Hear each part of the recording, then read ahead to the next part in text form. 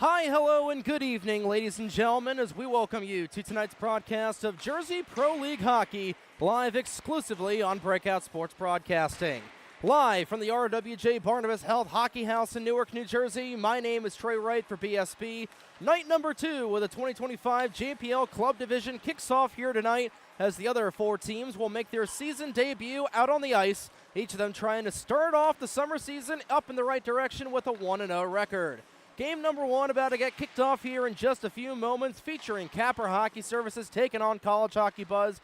Game number 2 later tonight will feature 2 new teams for the season, the John and Matthew Gaudreau Foundation taking on Homegrown Hockey. More on that later on in the night as warm-ups conclude here. We'll take a look at the preview here for both these teams, starting off with College Hockey Buzz. Last year, it was pretty much William Patterson Central for that team. This year, the team is completely different. It's their first game of the JPL Club Division season. They fell last year in the Club Division final to Mr. Lemon Stick Wax. LSW won 12-8 in the final last year. Got a big mix of players from all across club college hockey in both the ACHA and AAU. The captains for the 2025 season, Luca Carnamola, Nick Azzarello, and Eddie Kane. Speaking of Luca Carnamola, he is one of the many players on this roster that is also featured across other programs here that we broadcast on Breakout Sports Broadcasting. Colin Halkowski and E.J. Glide, the other 2 skaters from the College of New Jersey's Division I ACHA program. Both Halkowski and Glide are part of the 4 guys that are from ACHA Division I schools. Bo Solomon representing Temple University, and Zach Gold from the University of Rhode Island Rams program.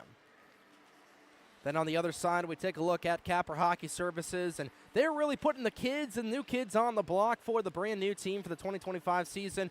Everybody on the program are all high school students, almost entirely from North Jersey. Most of these guys are from the Chatham and Cranford area. They are the youngest club team in the JPL program, ages ranging from 14 years old to 18 years old.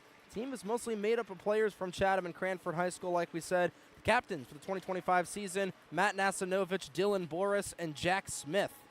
They're looking to compete, yet being, despite the youngest team in the JPL, they're loaded with a lot of high school talent. Like we've seen in years past, Chatham and Cranford, 2 of the top high school teams here in the Garden State. We're about to get underway here for game number 1 of tonight. College Hockey Buzz switching from the baby blue colors from last year to similar colors to what we see for the Vegas Golden Knights program, wearing gold with gray, white, and red accents. The Capper Hockey Services on the other end of the ice, wearing primarily gray with similar accents here, so it's a little bit of a similar looking color matchup. In terms of the Vegas Golden Knights, you got the Vegas Gold on one end, the Vegas Gray on the other. Both these teams looking for a golden start here to begin 2025. Big thank you for everybody tuning in to tonight's coverage of the Jersey Pro League, game number 1 of the night. About to get kicked off here. A couple of the starters out on the ice, one of them being Thomas White, a late addition, wearing 25 this evening. Hunter Maybe from St. Joseph's Metuchen, also out on the ice for Capper Hockey Services. Zach Gold also on there. Rather, that was Matthew Nasinovich. But nonetheless, set to get night number 2 kicked off here. Already got a couple of people in the group chat. We see College Hockey Buzz boys already rooting on their team, looking to repeat from last year and going to the finals. We're underway in game number 1 of the night. It starts with a win by Capper Hockey. Steered up the ice, put into the wall there was Thomas White, turning it over. And we're underway and looking to go down Broadway for the first time. There is Ryan Kayola, and that one skips out of the zone. Looking to spring on the other side there was Roman Kostrowski. CHB back the other way. Luca Carnamola pitches it in. That's gloved down there by Jack Smith.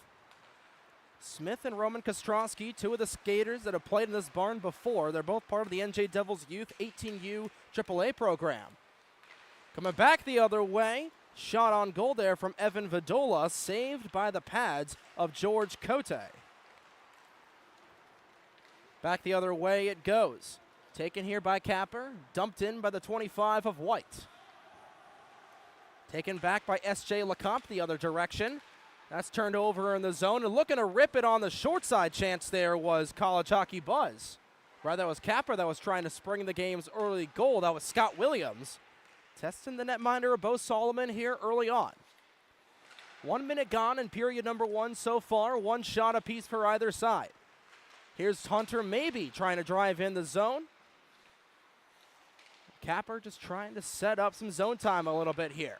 Taking to the top of the point. Looking for a Michigan move for the moment there was Hunter Maybe. Keeps it below the goal line.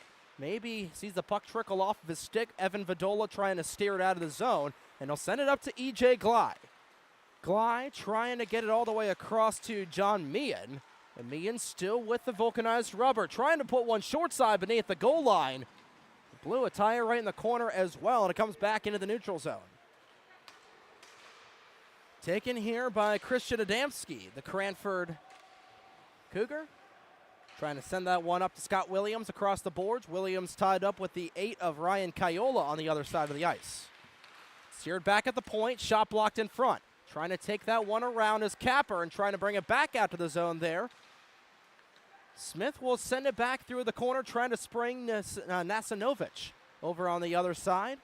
Nearly taken aback by Glye for a moment. Taken out of the zone, steered away by Zach Gold. Trying to find a partial breakaway opportunity there was Luca Carnamola and the Roadrunner. Stonewalled a little bit there by the 38 of Evan Thomas, one of the many Chatham boys we talked about in the pregame. Nasanovic flies up the near side. Trying to find numbers the other way. Solomon will deflect that behind him for his second save of the evening. Remember, we are 5-on-5 this year as Nasanovic will dump this the other direction. Solomon thought about covering up for a brief moment. We'll get it back to Kayola. Taken out of the zone. This is Thomas White with it. Trying to steer it all the way up to Nasanovic. And dumps it in the other way. Dangerous point right in the low slot there, but nobody was home in gray. Trying to take that was Jacob McCullough. Lost it for a brief moment. Taken back the other way by Gold, who flips it into the opposite corner. Carnamola and Smith will race after it. McCullough will take it in the opposite corner. Trying to get out of the zone is Capper, and intercepting it there is College Hockey Buzz. Still a scoreless game so far as Gavin Jacoby skips it across the other side. Puck goes beneath the goal line. Trying to get there is Lecomte. Taken out of the zone and nearly an odd man rush the other way for the young guns of Capper. College Hockey Buzz not been able to buzz at all so far in this game. Shots are even at 2 so far in this period. As nearly right in the doorstep, right down the slot, I should say, was Hunter Maybe trying to get the game's opening goal. Turnaround shot by White goes wide of Solomon's office. Nearly blowing a tire there was the 13 of Eddie Kane. And this goes the length of the ice. And icing will be called here by the linesman. And John Meehan thought that he was way ahead of the 9 of Hunter Maybe going back there. Instead, we'll have a face-off in the College Hockey Buzz zone.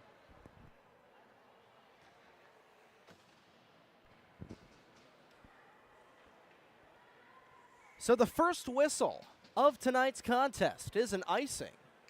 10:45 to go in period number 1. That was 4 minutes and 15 seconds of uninterrupted play.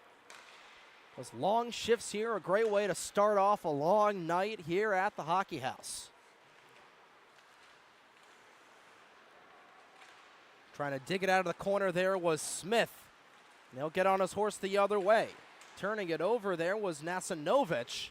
Trying to get it back into the zone here is College Hockey Buzz. Tape-to-tape pass all the way over. This is Scott Williams who's got it on the stick. Spins it back across to Isaac Suh. Loading the gun back at the zone. There was one of the Cranford boys in royal blue and gold, and trying to drag it back the other way is S.J. Lecomte. Lecomte, a little bit of space down on the other side and trying to get the crossover move. Not able to get it there in time, however. This game remains scoreless. A little bit of a buzz there from College Hockey Buzz, but CHB not able to get on the scoreboard. Now with a counterattack the other way goes Capper. That's stonewalled by Solomon. Clap bomb from the point there from the 13. The 13 of Isaac Suh. Got 2 13s on these rosters here. Both these goaltenders have been tested just a little bit here as this one trickles back the other direction. Icing will be waved off as Capper will track back for it. Capper Hockey Services with the most shots on net so far. 3-5 is the shot ratio here with 9:11 to go in period number 1. Digging at it there is Smith the other way, trying to go on a one-man mission, but there was a poke check there by a CHB skater. Still with it, however, is Nasanovic. Drives it back the other way and just not able to keep it inside was Roman Kostrowski. Williams trying to keep it on the other side of the ice. Instead, this will trickle into Capper's end of the ice. Smith nearly hit him mid-ice, and here we go. Breakaway opportunity for Zach Gold, and he scores! Jack Smith had his pocket picked right over by the Halmar logo when it's 1-0 College Hockey Buzz early here, midway through period number 1. We'll take a look at the replay there.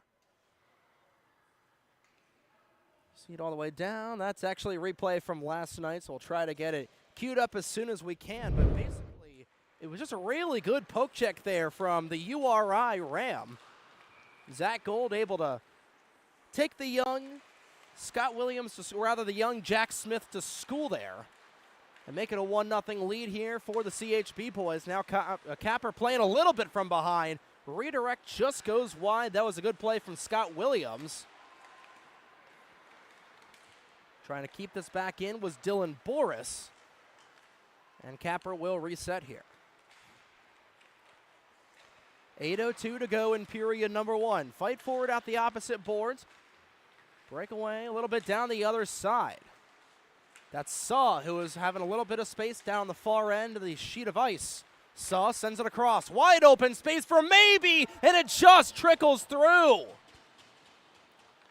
What a rip there all alone, and that's actually going to go to Evan Thomas, who ripped it with time and space galore right at the Ovechkin office, and it's a 1-1 hockey game. And we'll get another look at this, and it was all started with a lot of open space there from College Hockey Buzz.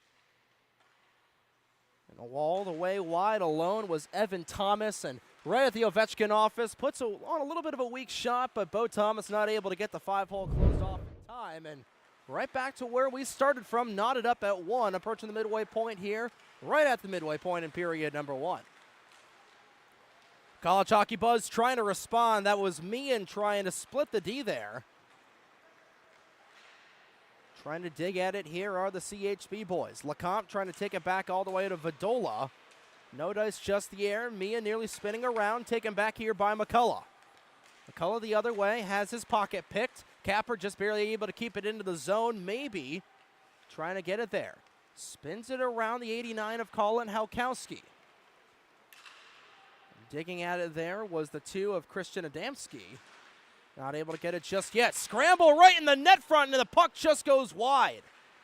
Good opportunity for Capper trying to take their first lead of the evening. Nearly having that once again was Adamski, but instead comes back the other way with LeCompte. LeCompte's right down Broadway, trying to stick that one between the legs of Cote, and he shut the door just in time. Halkowski will pitch this back one into the corner. Halkowski trying to pick up his own rebound, and a nifty save there by George Cote. The Delbarton netminder keeps this game knotted at 1.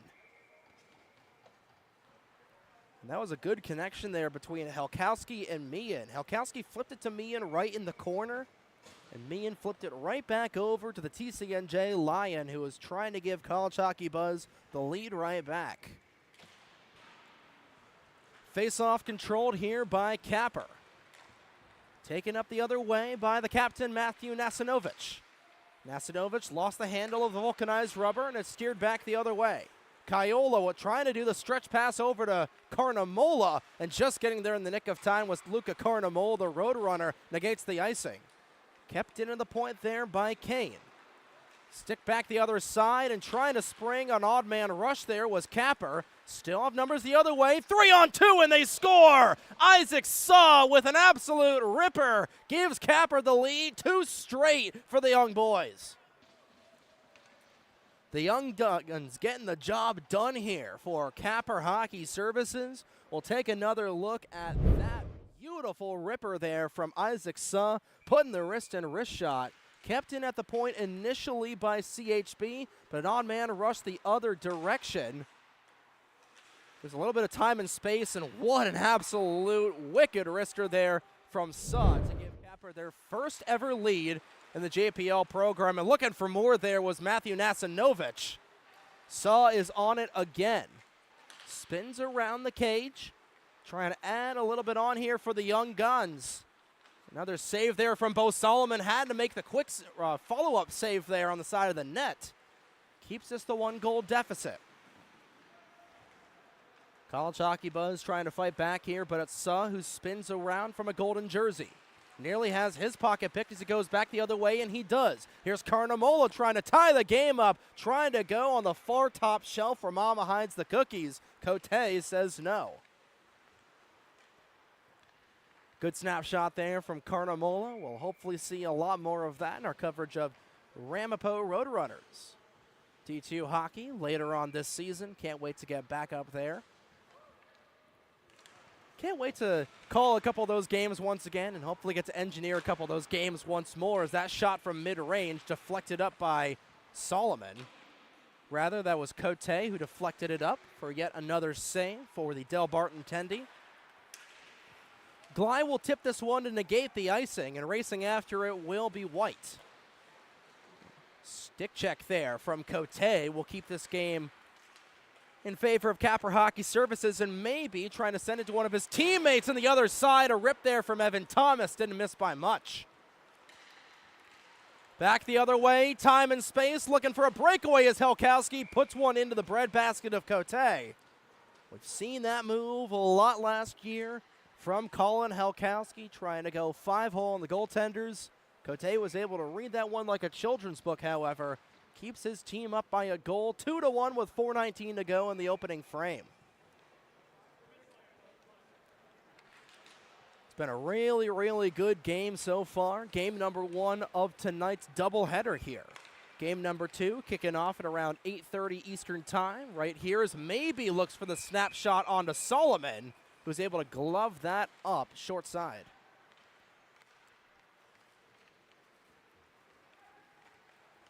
Game later on tonight features the John and Matthew Gaudreau Foundation taking on Homegrown Hockey. We'll preview that game in the third period of this contest. And some really, really, really good programs here for both sides in terms of talent and causes here. For both those programs, Boris sends it back the other way. Blowing a tire was Williams. Wasn't able to get on his assignment, and Capper will pay the price for it just a little bit. Trying to dig it out of there was Carnamola. Rather, that's Vadola trying to dig it out there for the SHU AAA skater. Racing after that one was Gold, but it's Capper who will take it back the other way. The Young Guns trying to school the old dogs here as Williams coast to coast the other direction. Had a little bit sticked out there. I couldn't tell if that was a little part of his stick or maybe a little bit of a lost vulcanized rubber there that flew off. But nonetheless, a good save on the other side from Solomon. Keeps his team trailing by 1. And nearly helping out their Tendy a little bit there was College Hockey Buzz. This one's knocked down by Gold. He tries to take it back the other way. Glove down here by Saw, and he'll take it back into neutral territory. 3:05 to go in period number 1. Capper leads 2-1 here. Intercepted right at the doorstep there by Williams as Kane basically put it right on silver platter there for the Young Gun. Flipping it back out here is College Hockey Buzz. Trying to spring it back the other way is Meehan. Has his pocket picked by Saw and loads it up for Adamski. Adamski with a little bit of time and space rips one just over the crossbar.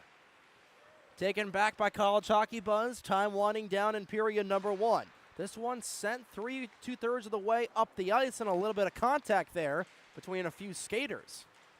Trying to stick that one away was Vadola. Taken up here by Helkowski. Trying to knot this game going into the first intermission there was the TCNJ Lion. Instead, it's a Quinnipiac Bobcat who tries to put one just over the shoulder of Cote, goes just over the crossbar. Adamski on the counterattack, sees that taken away by Carnamola, who will put it in the opposite corner there for Jacoby. Knocked down by a high stick right on a platter for Kaiola, trying to go through the D, and he was knocked down. No penalty on the play. We continue to play on. It's a really good play there from the Anna Maria College skater. Trying to make College Hockey Buzz pay on the other side was Matthew Nasinovich. Capper will take that one back away. It's Adamski who gets it back to Nasinovich with a pass a little too hot to handle. And Bo Solomon nearly redirected it away from him right into the wheelhouse of Nasinovich. But he'll cover it up for another stoppage with 91 seconds to play in the opening period. Shots 13-11 in favor of Capper right now. Will played a really, really good game so far. Again, still have 30-odd minutes to go here between two more periods of play, but looking for a tic-tac-toe play there was Capper and nearly completed there by Dylan Boris. Boris spinning around, rather that was a 25 of White. Loose puck, a lot of wide open space. Carnamola's digging after it. Blows a tire right over the Ticketmaster logo. Once again, no penalty on the play here as he blew a tire. Looked exactly like a little bit of a little mini Jack Hughes the other way. Saw the other direction. Good back check there from Evan Vadola. Taken away here by Carnamola once again. Trying to catch his knives underneath of his feet. Glove down by Jacoby, and he'll skate westward with it. 36 seconds to go in period number one. Jacoby tied up there by Boris. Boris, another one of the many Cranford guys on this Capper Hockey Services team. Trying to steer that one back into the zone. Taken away here by Lecomte the other direction, however, puts it right onto the stick of Jacoby. 17 seconds to go in period number one. Jacoby sees that one just a little bit out in front of him. Maybe we'll take it the other direction. One final chance here for Capper as maybe nearly got ran over by Vadola. Vulcanized rubber in the corner for now. One final shot here, backhanded the other way, just goes past. That was Jack Smith that just sent it the other direction, and the period will come to a close. 2-1, Capper Hockey Services leads here after 15 minutes of play. 30 more minutes on deck here. We'll step aside on Breakout Sports Broadcasting.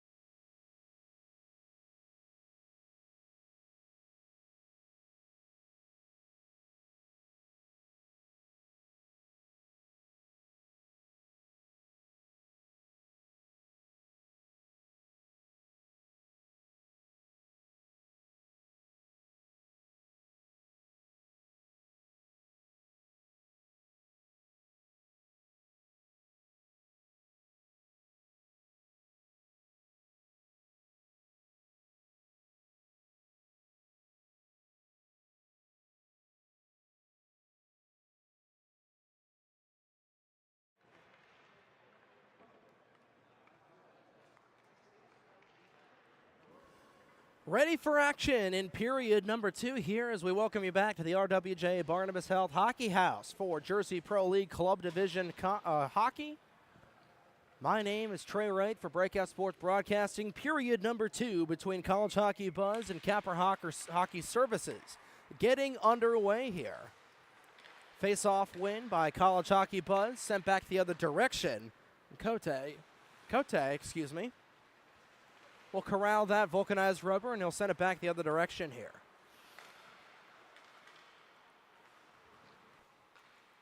Capper back in the other direction, trying to split the defense there was Nasinovich, and got just 5 feet short of doubling the lead here for Capper. McCullough keeps it in at the other side. Puts it up for Maybe. Maybe back in the other way, loads it back for McCullough, puts a snapshot right into the midsection of Bo Solomon, who's able to hold on here 37 seconds gone here in period number 2.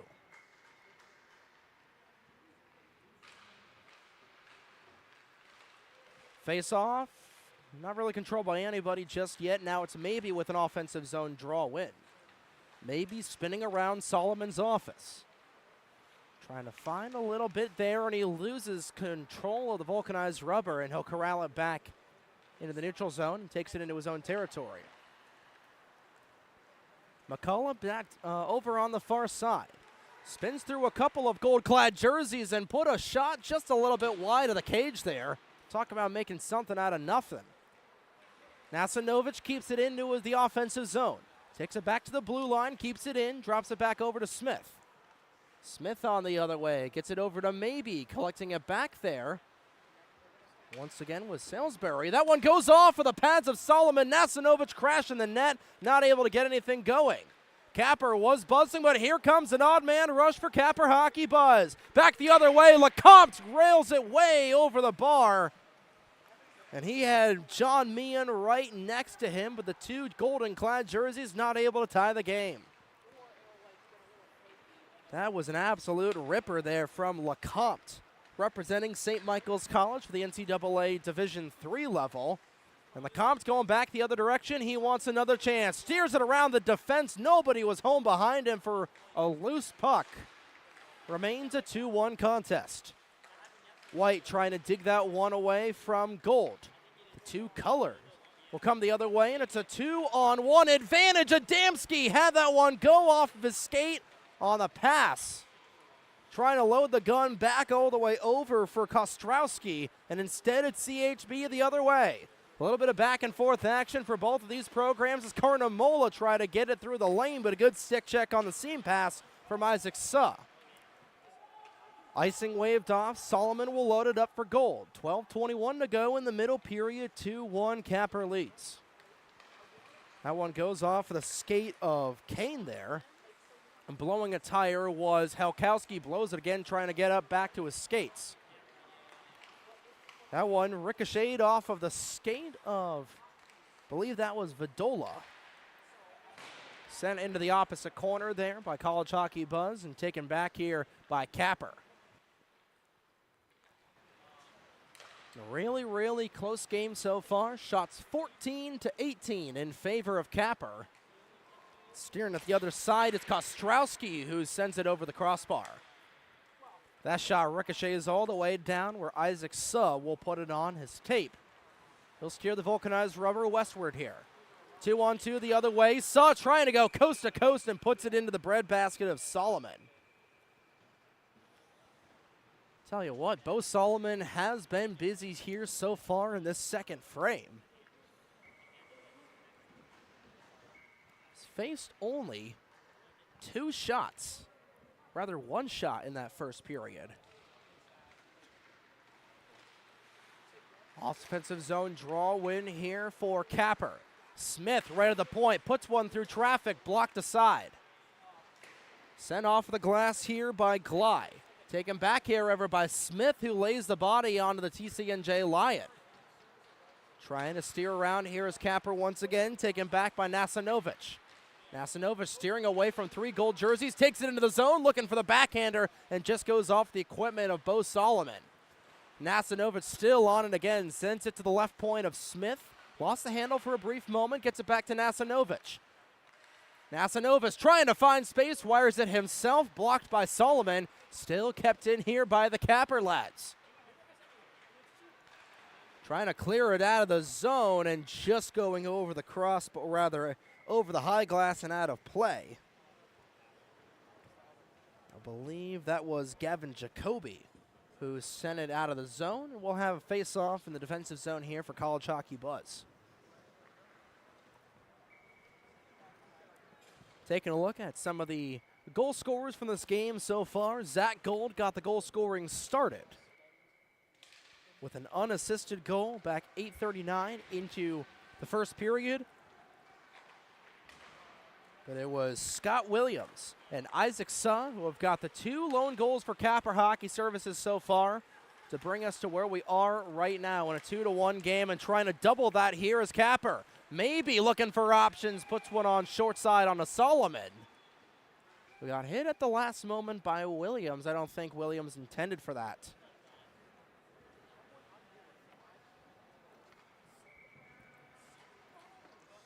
Yet another offensive zone draw here for Capper Hockey Services.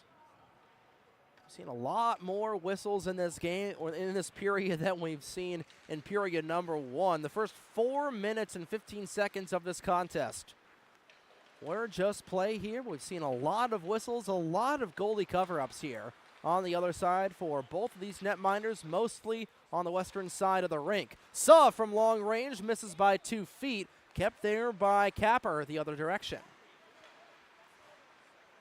Boris trying to drive through the zone, gets through a couple of gold jerseys. That one tipped right in the blue paint, just not going through.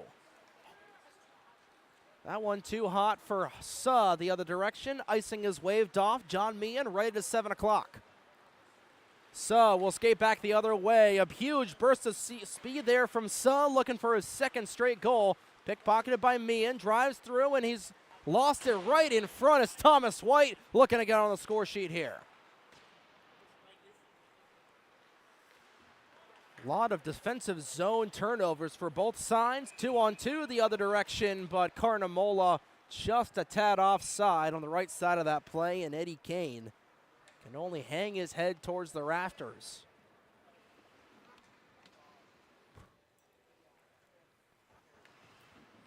$9:10 remaining here in period number 2. Still no goals here in this middle frame. We approach the midway point in tonight's contest. Rapidly moving game so far that got started about 30 minutes ago. As Suh sends it on the cross ice pass there to the 19 or the 15 of Kostrowski. Nearly hit into the corner there by Kiola and trying to steer it away. Suh will keep it at the point. Trying to drive it in there was Suh. Somebody's got a broken twig. That's Vadola. Now 4.5 skaters on. Nasinovic sends that one off of the waffle board of Solomon. Deflected that into the corner. Kostrowski drives through a couple of CHB skaters. Heads up on the benches. We got a puck out of play in the defensive zone. That one about 20 feet away from hitting our camera operator tonight, Emily Cott. She'll be the camera operator for a lot of these games this season, along as our technical director. Swapping that role with Carlo Pascal, who's directing things so far this evening, and Andrew Zahn doing photography for us, as well as Samantha Wimser. Got so much talent here. Definitely on the ice, but off the ice as well. It truly takes a team to get these broadcasts going. In our 3rd year of covering the Jersey Pro League, glad to say that both our broadcasts and the Jersey Pro League themselves have come a long way since season number 1. 2-on-2 the other direction. Nasinovic trying to make the 1-on-2 work. Drops back to Hunter maybe, and turned aside there by Gold, who puts it into his own corner. Nasinovic on it again. It seems like he is on here for pretty much every shift for Capper so far. He's got the vulcanized rubber on the tape once again. Turns it over in his own zone. He's got it back, however. Sends it all the way over, and chasing after it is Jacob McCullough. Nearly had it pickpocketed by Colin Halkowski, and he'll flip it up to Adamski. Nasinovic the other way, equal numbers for Capper. Trying to get past Gold, loads the gun up for Smith, and a nifty glove save there by Bo Solomon. Hey, it's still baseball season. Call it a web gem there from Bo to keep this a 2-1 contest. Saw Bo Solomon a couple of times last season when Temple University came up to play the TCNJ Lions early on in the 2025 season. They will likely play the Lions once again here in this upcoming season. A lot of things in the works here for the Lions as well. Got a couple of new guys, one of them being one of our former friends over with the Rider Bronx. Liam Yeoman will be joining the blue line on that program. Glad to see the young man from Pennington earning his stripes and earning a little bit of a D1 experience here. Some other things later on in the works as well for TCNJ. That'll be more of a storyline the later on we get towards the ACHA season kicking off here. Suh takes it in the opposite corner. He's bodied by a couple of black and gold jerseys. Steered aside by LeCompte, who's nearly railroaded at the blue line by Suh. Gold takes it back the other way, taken here by White, who's blocked in by Gold once again. Suh steers it aside the other direction. 6:20 to go in period number 2. Steering it around a couple of gold-clad jerseys and drops it back over to Boris at the other side of the line. Boris in the corner, can't get it in. Kicked back out to White, puts one through traffic and nearly redirected in. Goodness gracious, how did that one stay out as Solomon just barely caught the end of that. It looked like that Ryan Kaiola nearly redirected it into his own net, but a save by the left skate of Bo Solomon keeps college hockey buzz in this contest. Goodness gracious.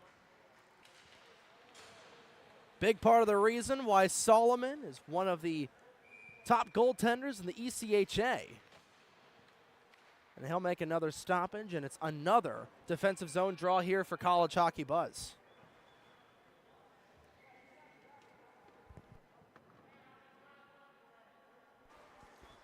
Steered back the other direction here for college hockey buzz, and finally getting their first shot of the middle period there. We're the CHB boys. Talk about a shot drought here for those guys who finally get shot number 15 of the night. Looking for 16 there. Potentially the second goal is Jacoby. Steered back the other way, but it has been all Capper Hockey Services. And trying to put an explanation on that point there was Hunter Maybe. Just lost the handle of it at the last moment. Vadola will steer it back the other way. Sends it up around the half wall, back over to CHB. Coming to their knees there. I believe that's a 2 of Nick Azzarello. They're fighting for it in the corner, taken out of here by Carnamola. Loading it back up there, they score! A ripper of a shot there from college hockey buzz, and this game is tied at 2.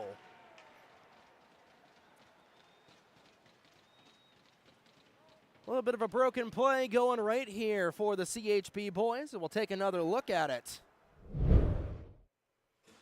Started off with a fight for it all the way over in the right corner. And it just squirts out at the last possible moment, and right in the mid-slot there. Believe that may have been Nick Azzarello. We got 2 players that are not on our roster. We'll get the official scoring here in a moment, but nonetheless, brand new hockey game. Second shot of the period goes in for college hockey buzz. It's 2-2. Capper looking to respond with a partial odd man rush the other way. Maybe back over to Suh, and those two can't connect. That one goes off with a stick there of Boris, and driving it back the other way is Azzarello. Taken away by Capper once again. This is Boris now down the far side. Has a stick lifted by Helkowski. Fighting for it right in front of the scorer's table, taken away by Suh. Suh loads it up for Adamski. Adamski looking for 5-hole. And the subway door is closing there for Bo Solomon for a save. Talk about bing bong there from Bo Solomon. Carnamola takes it the other way. He's got a little bit of space. The Roadrunner has that shot blocked in front. Rebound comes in front. Cote doesn't know where it is, and it's finally cleared out. No, kept in here by college hockey buzz. Carnamola on it again. That one blocked in front by Kostrowski. Kostrowski trying to find it the other way, loads it up for Maybe, and steers it out on the other end of the ice. 3:45 to go in period number 2. We got a 2-2 puck game here in game number 1 of the night. That one's cleared the other direction by college hockey buzz. Icing is waved off, and Cote had to take that one away from a crashing EJ Glide. Thomas the other way, tries to get it over to Williams. Thomas tried to take it to the house himself. Couldn't quite get there. Back and forth action we go here in the period number 2. LeCompte sees that one go the other way. Taken back by Evan Thomas. Loads it up for Nasinovic once again. Looking for the wraparound just off the side of the net, and play is called.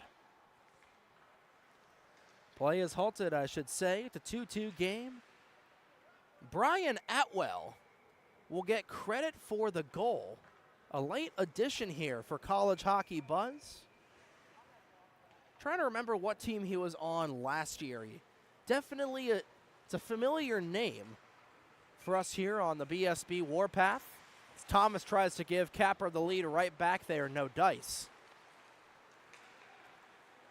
We'll get his stats here in just a couple of moments, but nonetheless, Capper looking to respond once again. McCullough with a snapshot there right into the high midsection of Solomon, who keeps this game tied at 2.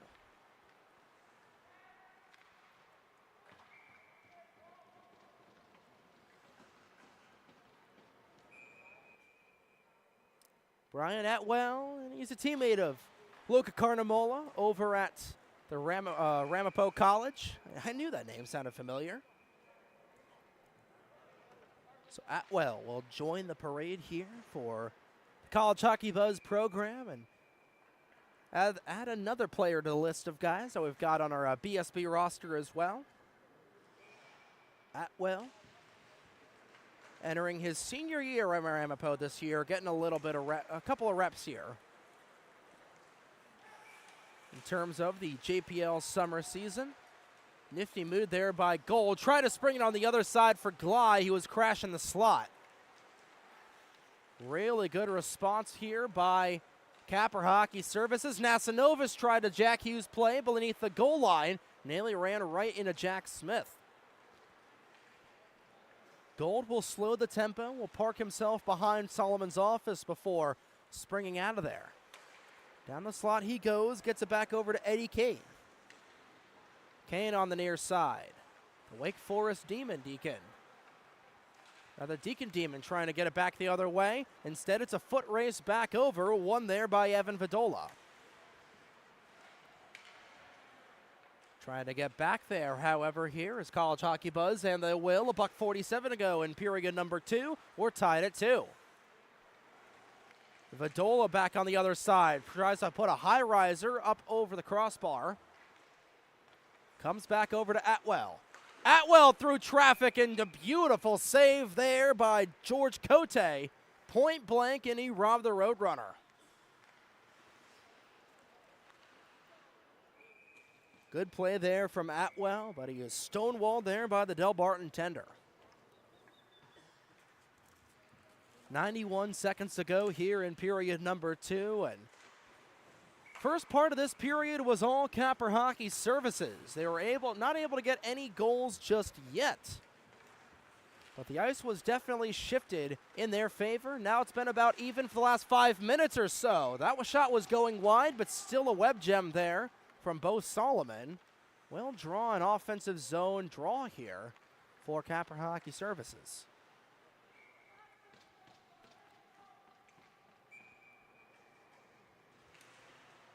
Draw is won there by Thomas White. Flipping that one back up at the point there was Boris, and another cover up there by the 41 of Bo Solomon as the end of this period slowly but surely getting to the end here.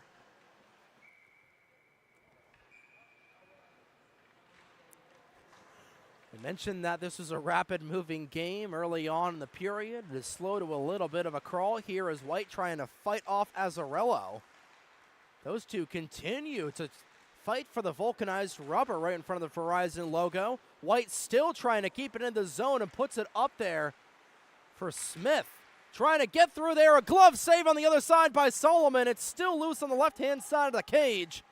Coming back with it is Capper. This is maybe who's looking for options. High riser just goes wide of the cage. Back over for Boris wearing 26. Steering it out there for a brief moment there was College Hockey Buzz, but not able to get it out was Jacoby. Taken here by Suh. Over to maybe once more. Maybe puts one on to Bo Solomon, who's just going to say enough of this and cover it up once again.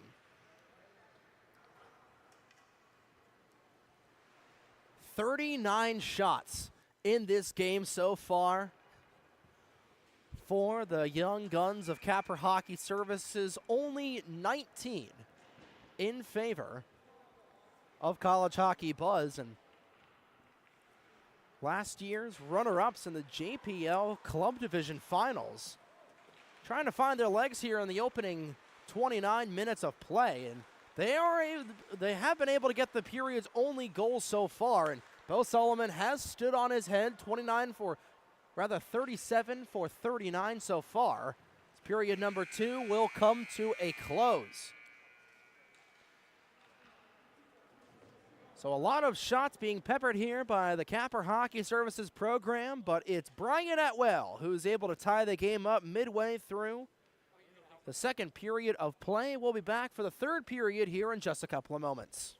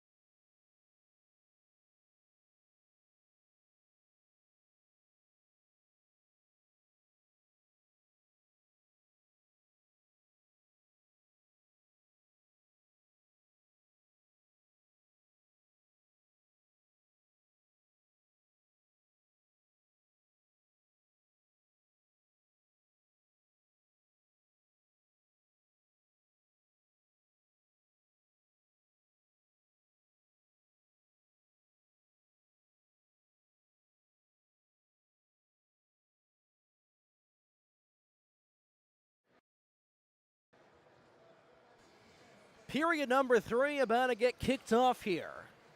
And it's a tie at 2 game here between Capper Hockey Services and College Hockey Buzz. We're underway for the final frame here in game number 1 of the night.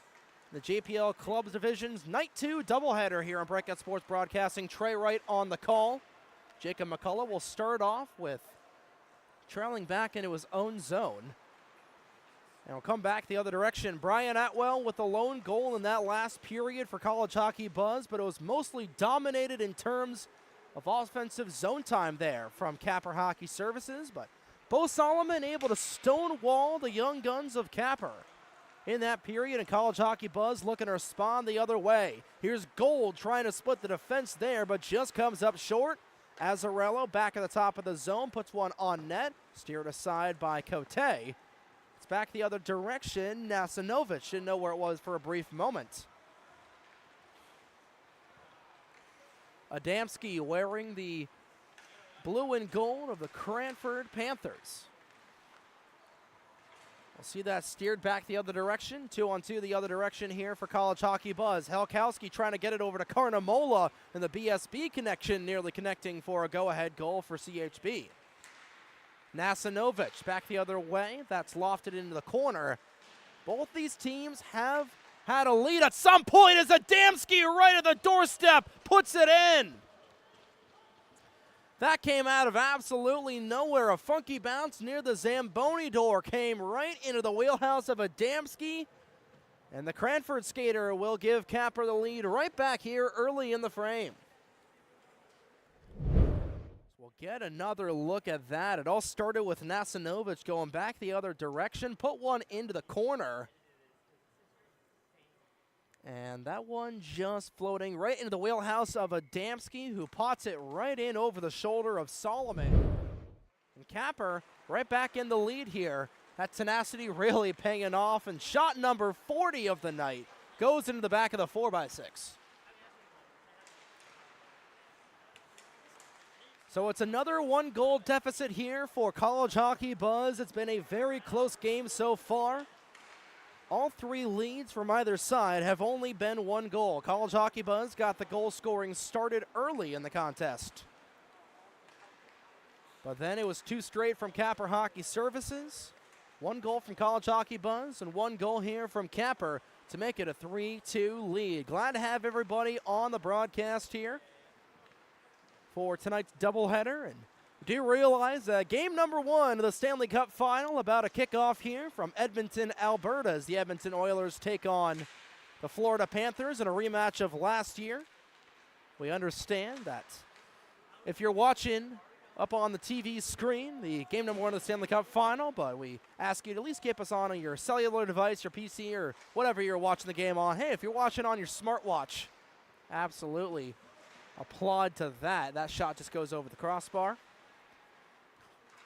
Nonetheless, a lot of hockey being played as we approach the summer, and that one redirected home. I believe that was Evan Thomas who just got a piece of that one, and Capper's got their biggest lead of the night. It's 4-2. Could be Isaac Suh, who's the first one in the celly line. We'll get another look at it.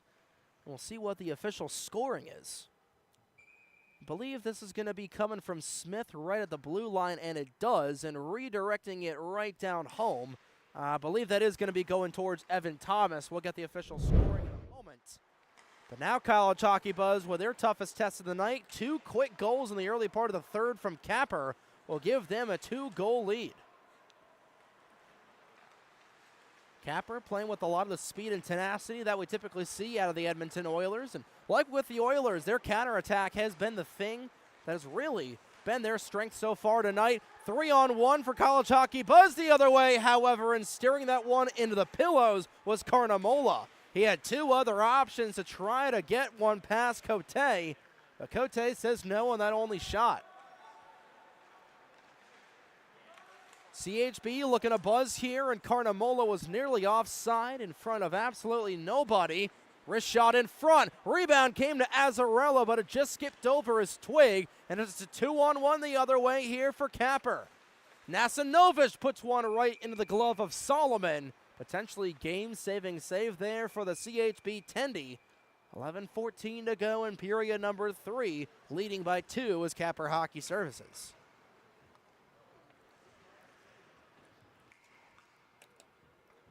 Again, we're talking about how young this young team is here for Capper Hockey Services. The youngest player on this team, I believe, is Isaac Suh. He's 18 years old, about to turn 19. Went to Chatham High School, or goes to Chatham High School. Currently plays for the New Jersey Rockets of the NCDC program here. Couple of really good saves there by George Cote. What a sequence there from the Tendy. Right as we're talking about Suh, that was Cote who was absolutely robbing Zach Gold. Couple of really good saves there from the Tendy. And keeps his team out in front by 2. We're talking about Suh.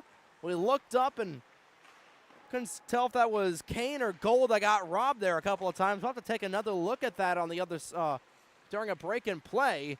Nasanovic dancing through the defense, loaded it for McCullough, and he fanned on the shot. Goodness gracious. The sick mitts there from Nasanovic put it right on a silver platter for McCullough, and he just barely fanned on it.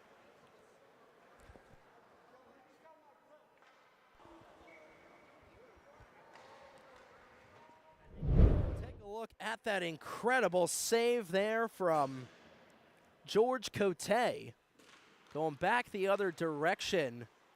Loading it right in front, and it was Eddie Kane that got robbed twice. Goodness gracious. George Cote has truly been the Union depository in this game, and he nearly gave up a little bit of a goof, but nonetheless, 10 minutes to go in period number 3. Capper looking to continue to pour it on. Kaiola steers that one the other way, taken back by Suh. Suh, the NCDC product from Bridgewater, New Jersey, trying to steer through the zone and just lifts that over the crossbar. And I say Bridgewater, even though he's from Chatham. Does play for the New Jersey Rockets, which are located in Bridgewater, as Solomon dives across, trying to make that a save. Kept in by Isaac Suh. Looking for the turnaround shot. Gives himself some space. Wide open for Suh, and it's blocked by Solomon, but it just trickled through. Somehow stayed out of the 4x6. Capper beginning to buzz on top of College Hockey Buzz. Keeping that one into the zone was Capper. This is maybe who takes it away. Try to load it in front for Evan Thomas. That one steered aside. Trying to get that one was Boris right at the near corner. Maybe we'll take it up over the referee's skates. 8:49 to go in period number 3. Maybe lost that out of the zone. He blew a tire, taken back by Colin Helkowski. 2-on-1 the other way. Helkowski lost the edge, trying to get it all the way over, and they score! An incredible effort there from George Cote, but getting the better of him was S.J. Lecomte. And College Hockey Buzz right back into the dance. It's 4-3. So we'll get another look at that. That one came over the neutral zone, blowing a tire. There was a Capper skater. Helkowski lost the handle of it. Right place, right time, and just able to get it all the way over. Was Lecomte in the St. Michael's College product. Brings CHB right back into the fold here. Jack Smith trying to join Nick Azzarello and fighting for the vulcanized rubber. Zach Gold will steer it back out the other way. He flies down the far side. Gold looks for options, tries to put it across to Helkowski. What a save from Cote! Absolutely robbed the Roadrunner. I tell you what, George Cote is going to be getting a lot of looks here from a couple of colleges over these next couple of months. Absolute robbery there. And he gets another save. Next break in play, we're going to get another look at that as Nasinovic saying, I want to be the next replay. Puts it right down Broadway and looking for the loose change in front. Nasinovic thought he had a short side chance. Thought he nearly had the goal there on Bo Solomon. Solomon stonewalls him. 7:22 to go. Helkowski looking for another chance. Right, that was Carnamola who's looking for another chance. Nasinovic trying to get his first red light of the season. Try to steer that one through Ryan Kaiola. Instead, this is kicked back all the way over to Adamski. Adamski trying to load it up for Nasinovic. Looking for McCullough. He fires. Rebound comes in front. Looking for it was Adamski, and Solomon shuts the door. Back we go into the corner, and Capper continuing to hold offensive zone pressure. Trying to bring this lead back up to 2 here are the black-clad Young Guns. College Hockey Buzz trying to respond here. Taken back here by the 26 of Boris. Helkowski looking for a little bit of a pull shot there. And he'll get another opportunity at it. Takes it right behind the offense. Loads it up for Kane, who's denied. 6:20 to go in period number 3. College Hockey Buzz with a lot of time left in this contest.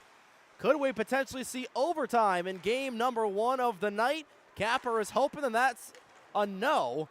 Looking for the yes, however, is Kane, and he blows a tire right in front at the worst possible time. And it's taken back by Capper.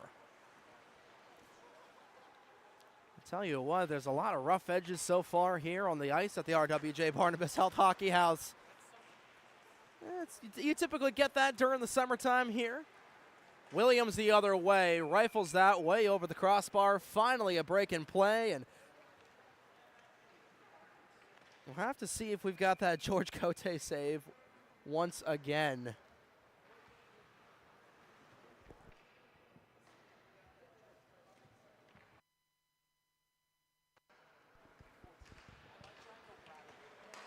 Maybe try to squeak one right between the wickets of Solomon.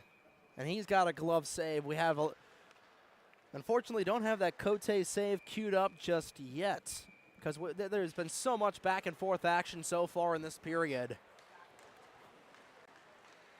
Carla Pascal, our technical director, working furiously to try to get everything uploaded here for our highlights bin, as maybe takes it the other way. A 3-on-1 for Capper as Adamski leads the charge. Puts one on at McCullough right to his right. Not able to get one past Bo Solomon just yet. 5:15 to go now in period number 3. Adamski with a no-look pass sends it into the opposite corner on the other end of the ice. 5 minutes to go here in period number 3. Capper continues from their own end. Taken back here by Williams the other way. Trying to bring it back to a 2-goal advantage here for Capper Hockey Services. Looking to take down last year's runner-ups. Pitched out by Azzarello. This one takes a hop off of the railroad track. Collected here by Suh. The NCDC skater trying to rocket it away from Kaiola. Instead, he'll spin away and turns it over. Here's Jacoby looking to tie the contest. And that just goes up into the netting of Cote's glove. And we should have the George Cote save about 5 minutes ago. We'll see if this is the right clip here. It started up with Zach Gold the other way. I believe this is indeed the right clip. And indeed got there. What a save there by George Cote. And has made about 10 or so saves ever since then. College Hockey Buzz has been knocking on the door in the latter stages of this third period and trying to make me eat my words here as Capper. Nasanovic tried to lay it back over for his teammate. Instead, this is lofted out the other end. And icing will be waved off here. Cote will make contact with it. Jacoby looking for options, trying to spin it all the way over to Lecomte. Lecomte, who's got the not game-tying goal, but he's able to draw in a little bit here. College Hockey Buzz with 3:43 to go in period number 3, trying to re-knot this game, and nearly a redirect in front from Kaiola, just goes wide. Looking forward on it again was Kaiola, rather that was Atwell. Nasanovic in his own corner. Tries to get it on there. It's hitting the bricks. There was McCullough. This is now taken here by Suh the other direction. He's got the wheels as he rockets across the far side. Suh collects his own rebound. Scoreboard goes off for a brief moment, and blowing a tire there was Smith, but he somehow kept the puck underneath of him. CHB trying to buzz the other way was Meehan. Nasanovic all over this sheet of ice right now. Taken up by Kane, who kicks it over to Meehan. Meehan lost it in the skates for a moment, collects it back over. Instead, it's taken by McCullough in his own end. Drops it back over to Smith. Smith is on it, his NJ Devils youth teammate of Kostarowski right behind him. Smith on it. Turns it over in the offensive zone to Nick Azzarello. Azzarello back the other direction. A partial 2-on-1 is trying to get there as Carnamola loses an edge and draws a penalty. 2:23 to go in period number 3. Our first penalty of the night. And just like with last year, it's going to be a penalty shot here in favor of College Hockey Buzz. Luca Carnamola trying to knot this game up at 4 in the late stages of this one.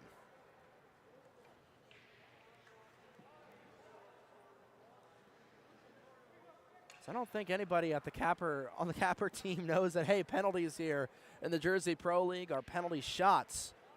So a huge moment here for Luca Carnamola. If you score this, it's a brand new game. If you miss, still got a little bit of time left to get back in the contest. George Cote has been nothing short of phenomenal. Carnamola will start on his horse here. We'll go to the far side. Carnamola with the mitts, trying to stick one past Cote, and just off the stick of the Del Barton goaltender, we remain in a 1-goal deficit. There's nothing really that Carnamola could do, just shot it right at the stick there of Cote. Didn't try anything fancy.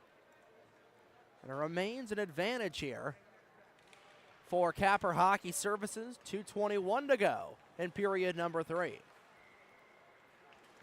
That pass redirected off of the goal mouth, and Meehan trying to race back in to keep it in the offensive zone. He does. Try to steer it around Isaac Suh, but Suh will say no. Taken back here by Azzarello. Azzarello pulls it back, sends one off of the waffle board of Cote, who's played lights out so far tonight, trying to close out a W. Kostrowski in the other direction. He's got maybe over on his right, puts one off of the knee of Solomon, who covers up.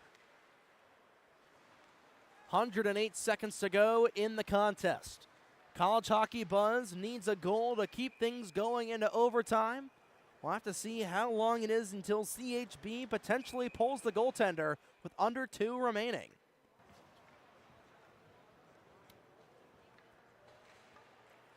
Adamski will lose the draw, taken here by Jacoby. Jacoby will go up to Lecomte. Lecomte has the last goal here for College Hockey Buzz, trying to knot it up at 4. Over to Halkowski, who goes for a high riser on the far side. Didn't miss by much. Lecomte now chasing after the free puck, trying to keep it back behind Cote's office. Halkowski on with it.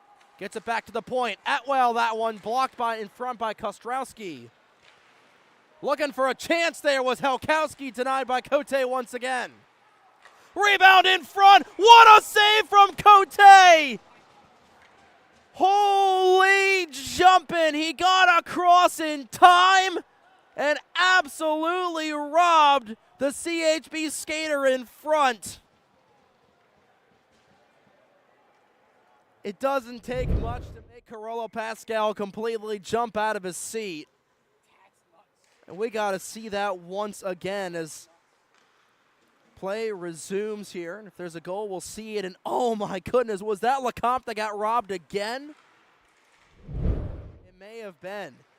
Back the other way, however, another good save. Rebound in front. It's a scramble right at the doorstep. Bodies flying all over the place, and somehow it stays out. We're at a loss for words. George Cote, welcome to the Jersey Pro League tonight. This will go down as an icing with 38.5 seconds to go. And we got to see that scramble once again here. It'll be a defensive zone draw for Capper Hockey Services, but Cote thought he had it covered up.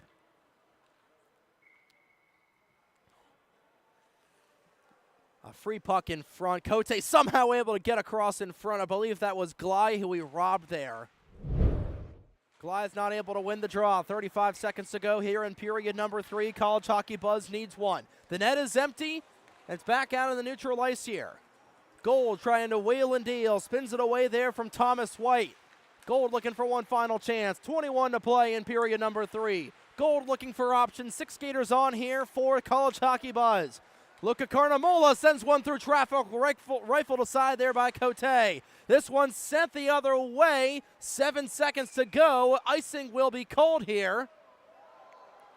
Time winding down, and that one went off by about 5 seconds of runoff. They got to put 9 seconds back on here. And they'll put 8 seconds remaining on here for College Hockey Buzz. One final chance for CHB to try to solve George Cote, who has been putting on a legendary performance here tonight. Final tie-up right at the doorstep for Lecomte. Goes on it again. He's robbed by Cote once more. What else can you really say about George Cote? 2 more robberies there on S.J. Lecomte, the lone NCAA player on either team. One final drop of the puck, loading things on the right side is College Hockey Buzz. Lecomte trying to win it, but that will do it. Talk about a stonewall performance from George Cote. 4-3 is your final. And Capper Hockey Services, in their first ever game in the Jersey Pro League, takes down last year's runner-up. Final shots on net, 39-51 in favor of Capper Hockey Services. We talked about it in the pregame, the amount of talent that this team has. And oh boy, they just took down some of the top names in the ACHA D1 program, and these boys are definitely going to be a force to be reckoned with here this season. But coming up here in just a little bit, game number 2 getting ready to kick off here between a couple of new programs to the Jersey Pro League here this season, the John and Matthew Gaudreau Foundation and the Homegrown Hockey. Both these teams getting ready to kick off here in about 10 minutes time right here on Breakout Sports Broadcasting. We'll be back in just a jiffy, ladies and gentlemen.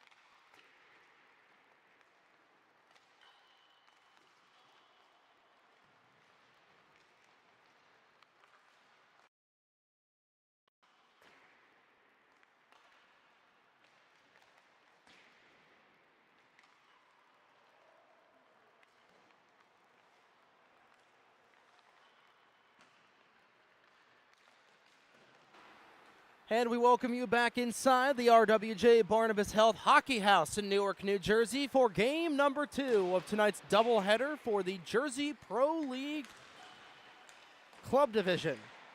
Second night of action here in 2025. My name is Trey Wright as we broadcast tonight's games on Breakout Sports Broadcasting. About 50 seconds to go in warm-ups here for game number 2 as Homegrown Hockey will take on the John and Matthew Gaudreau Foundation.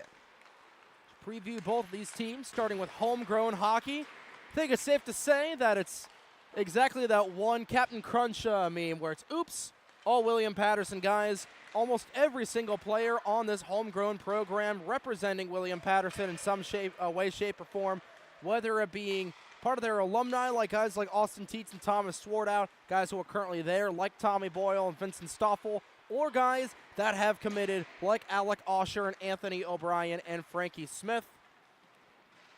But nonetheless, they are definitely going to be one of the top teams here to beat here this season. As on the other end of the ice, we see the guys from the John and Matthew Gaudreau Foundation. It's their first club game, or the game, the 2025 Club Division season.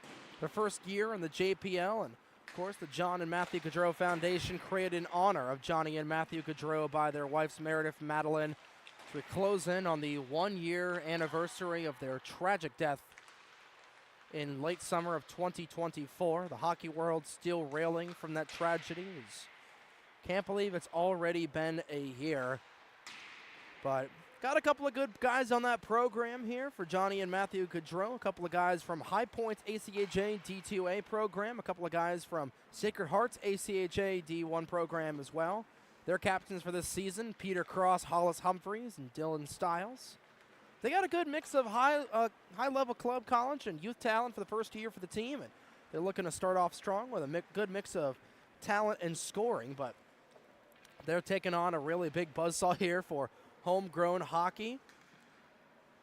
It's also they're also a new team for the 2025 season, so one of these teams will start out batting 1,000 here in the Jersey Pro League. They've got, like we said, 9 guys from ACHA 1, D1.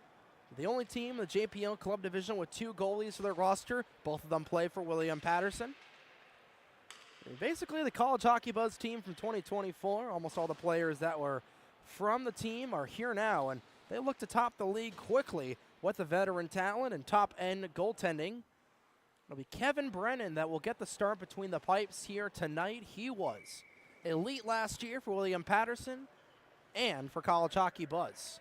CHB lost to Capper Hockey Services in game number 1 earlier on tonight, and the former team for College Hockey Buzz looking to get their first win here this evening over John and Matthew Gaudreau Foundation. We are underway in JMGF.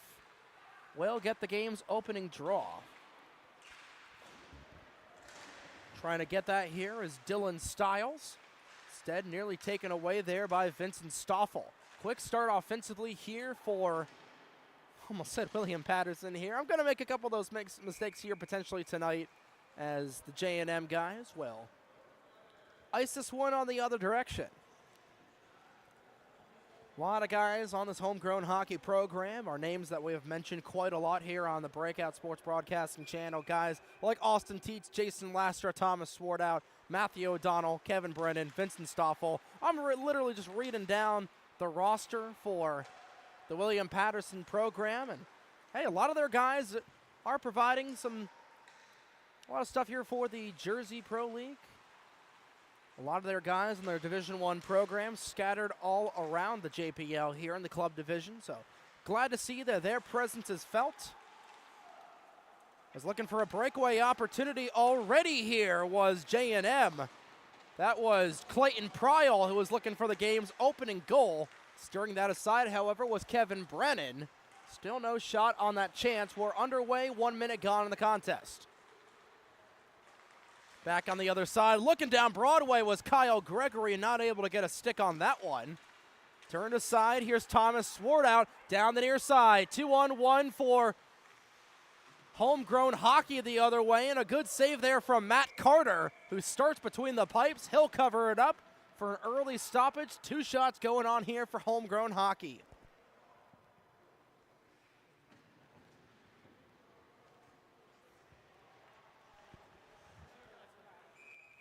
So HGH will get the game's opening couple of chances here.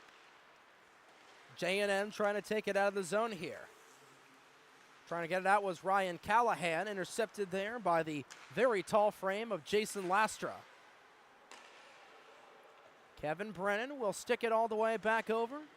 Taken here by Vincent Stoffel the other way, and it's Matthew Barbieri will take it up the near side. Barbieri tried to lay it back for Jason Lastra. This is Barbieri's first year in the JPL, Lastra's second, and nearly another opportunity for Barbieri, who sends one off with a side iron. Lastra blows a tire right in front of the Citizens Bank logo. And trying to find their legs here are the J&M Gaudreau guys. Finally trying to clear it out there was Bauer Crooks, but it's kept back in here thanks to some stifling pressure from Homegrown Hockey. Lastra trying to find a little bit of time and space here. Austin Teets will take it away. Teets puts one short side on to Matt Carter. Carter will cover it up. Teets, who is the team captain of Homegrown Hockey, he's the captain of Homegrown Hockey, who's also the captain of William Patterson. Last year for the 24-25 season. Trying to win that one was Alec Osher, who was named the defenseman of the year for the Eastern Hockey League, the EHL. Played for the New Jersey 87s for both their EHL and EHLP program. J&M taking it back the other way. This is Giederman, who will steer that one to the opposite corner. Will collect his own rebound there for Braden Giederman, representing the University of Tampa. And it's taken back the other way here. Steering it in the opposite corner was Teets. Back the other way it rolls, and trying to find that one out of the zone there was Homegrown Hockey. Taken back here once again. I believe that's actually Anthony O'Brien. Trying to take that out, and a score! Back the other way, the JMGF Gaudreau Foundation is able to find their first red light of the season. It's a 1-0 hockey game. That one goes off for the twig of Jake Russalenko. It's 1-0 in favor of John and Matthew Gaudreau. We'll take another look at that. Russalenko was able to poke that one home. A little bit of an odd man rush there. Taken up here by the J&M guys, and Russalenko just sticks that one through the crossbar. Right between the two wickets of Kevin, I should say. And that looked very much like a goal that you would typically see from the program of Boston College. Of course, the J&M Gaudreau Foundation's jerseys modeled after Boston College's jerseys. Of course, the tragic loss of John and Matthew Gaudreau felt all around the NHL this season. And the John and Matthew Gaudreau Foundation glad to sign on here for their inaugural season. Getting pickpocketed there, and looking to go between the legs was Thomas Swartout. Nearly got a beautiful chance there. Goodness gracious, that would have been greasy there from Swartout as Lastra's rip just goes into the glove there of Carter. We got to take another look at that one.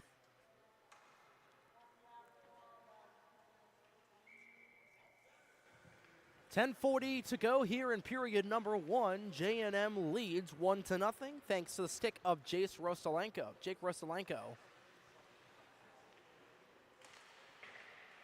Tell you, Swartout was able to pull that one off.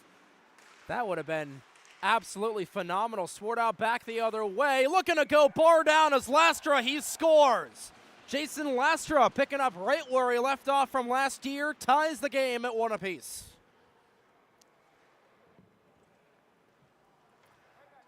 Not as nifty as a goal there as Thomas Swartout was trying to get, but still is able to hit a little bit of a bar down shot.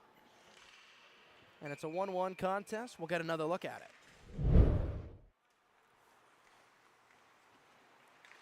See, right off the draw, Swartout was trying to dig after it once again. Instead of shooting it, he gives it right over to Jason Lastra, who pockets it top shelf where Mama hides the cookies. Tie this game up at 1 apiece. And looking for the lead is Swartout again, steered aside by Carter. Dangerous play there on the other side as Swartout came crashing in. I tell you, the talent that young man has, we saw it all last season in the JPL, and we saw it all last season as well for William Patterson, as J&M is a little bit offside. Swartout camping over at the far blue line. 2-on-2 the other way. That one's intercepted, taken away by Clayton Pryal. Rosalenko takes it back the other direction. Tries to lay it up for Hollis Hollywood Humphreys, wearing the double 9 that Wayne Gretzky made famous in the hockey world. Kept back in by Matt Goggins, sent along the half wall. Humphreys trying to race after it, gloved down by Rosalenko. Loads it back up for Humphreys. Humphreys over to Goggin, through traffic, it scores! Really good play there from the J&M program. And they take the lead right back, and we very well may have a shooting gallery in this contest. It's 2-1 early. Kyle Gregory will light the lamp for the first time this season. The Montclair Blue will get his first goal. And the John Matthew Gaudreau Foundation will get things right back going here. 2-1. We'll get another look at it. Scramble in front here was started by Humphreys, got it back over to Goggin. And able to get potted home there was Kyle Gregory. Right at the step to give J&M the lead right back, and looking for another one there was David Sakevich. That one just barely corralled there by Kevin Brennan.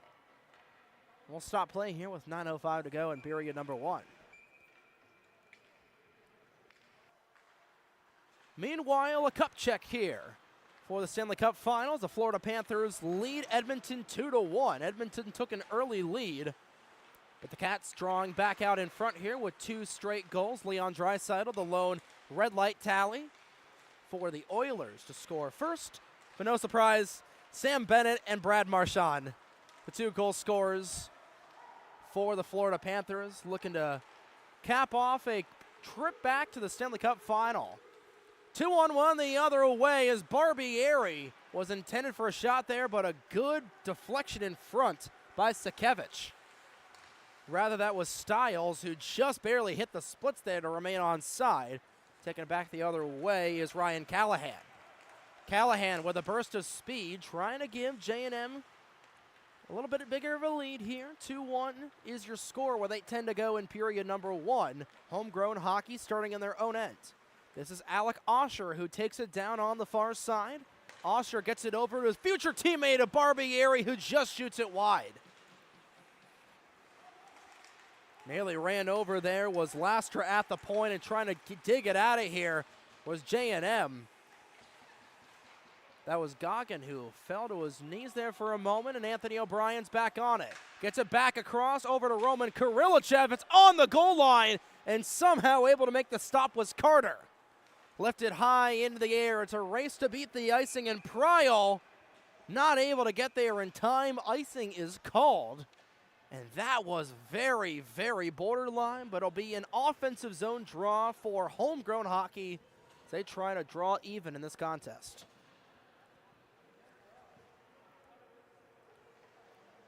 It's been a back and forth game so far. We're only midway through the first period. We're in for a good old-fashioned Western shootout here in North Jersey. Humphreys can't corral it. He's able to get the vulcanized rubber back on the tape that time. O'Brien will lift it off of the glass, trying to get it around Crooks. Kyle Gregory is back on it, and he'll chase after it right beneath his own red line. Fans on the outlet pass, gets it back over, and gets it up to Giederman. Trying to get it back out here was Barbieri, and will lift it up here for Homegrown Hockey. Trying to steer it aside is Lastra. Lastra with 1 goal already. Looked to go for the Michigan there for a brief moment. Pitches it back out. Off of the iron and somehow staying out. You couldn't have pinged that one off the iron more perfectly. Goodness gracious. Stoffel will loft that one over the waffle board of Carter. And Lastra looking for another opportunity. He got robbed there by the hockey gods. Carter pitches this one out. Stoffel from the blue line sends that one off the skate of Pryal, who races back for it. Homegrown Hockey starting to buzz here just a little bit, but Kyle Gregory had it, lost it, gets it back to Giederman. Giederman now skating on it, looking for the outlet pass, deflected downward by Swartout. Here's Humphreys racing across. The Providence Friar looking for a little bit of divinity here to make it a 3-1 contest. Humphreys circling, sets it up at the point, off of the crossbar once again, somehow stayed out. That was Peter Cross, who the High Point Panther thought he had a surefire goal. It definitely looked like it was in from here, but nonetheless, it remains 2-1. Matt Carter will hold on to that point-blank chance there from Homegrown Hockey, and I think Cross definitely has a case with that. It definitely looked like it hit the corner of the net. It looked like there was a little bit of white space in there, but nonetheless, remains a 2-1 contest here.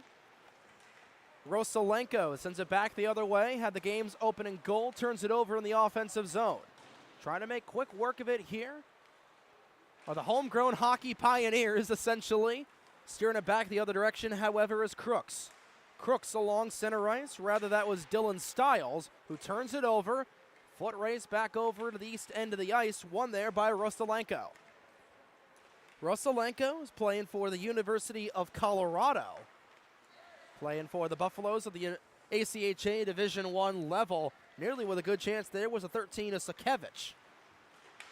Stiles sends it in. Sakevich waiting for options. Had Rosalenko in the low slot, but he was tied up. Still being tied up with Sakevich. Stiles tries to pitch that one back in. Cleared out away.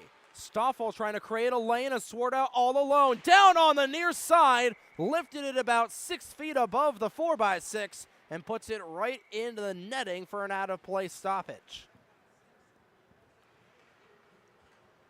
We saw that a couple of times last season where Swartout was really snake-bitten. I think that's the hockey gods telling him, all right, if you want to do some fancy schmancy between the legs stuff, it might be snake-bitten here in the first 15 minutes of play as John Matthew Gaudreau Foundation will not ice the puck. Kevin Brennan comes out to play it. Trying to drive it back around there is Alec Osher. Still trying to get it out here is College Hockey Buzz. Rather, I knew I was going to make that mistake. Homegrown Hockey, College Hockey Buzz play later on. Roman Kirillichev put a shot on, deflected by the stick of Carter. Wide open in front. Osher's got a cannon, a point-blank save there from Matt Carter. Back the other way, Kyle Gregory with a breakaway of his own. Sick mitts gets the job done. It's 3-1. What a goal there, and what a sequence for the J&M Gaudreau Foundation. Carter with the point-blank save on one end and the breakaway goal on the other. We got to get a look at that entire sequence there.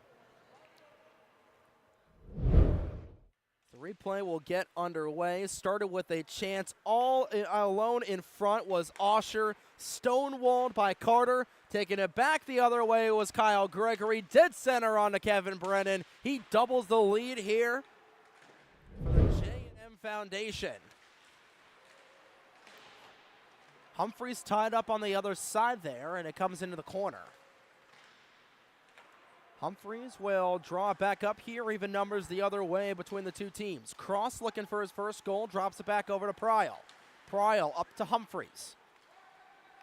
Humphreys in the corner, still with it. The Friar looking for his first goal of the 2025 campaign. It's one of the top talents in the JPL last season, sending that one back in as a 21 of Crooks. Lastra on it. Gets it over to Stoffel. Rather, that was Kirillichev racing all the way over. Kirillichev puts one off of the glove there of Carter. Stays out. Trying to drive the zone there was Matthew O'Donnell. No dice there. 2:50 to go in period number one. 3-1. Johnny and Matthew Gaudreau Foundation leads. Trying to make it 4-1 on the other way. Not a chance there. A little bit of open ice, but nobody was home. And Boston College, brown and gold.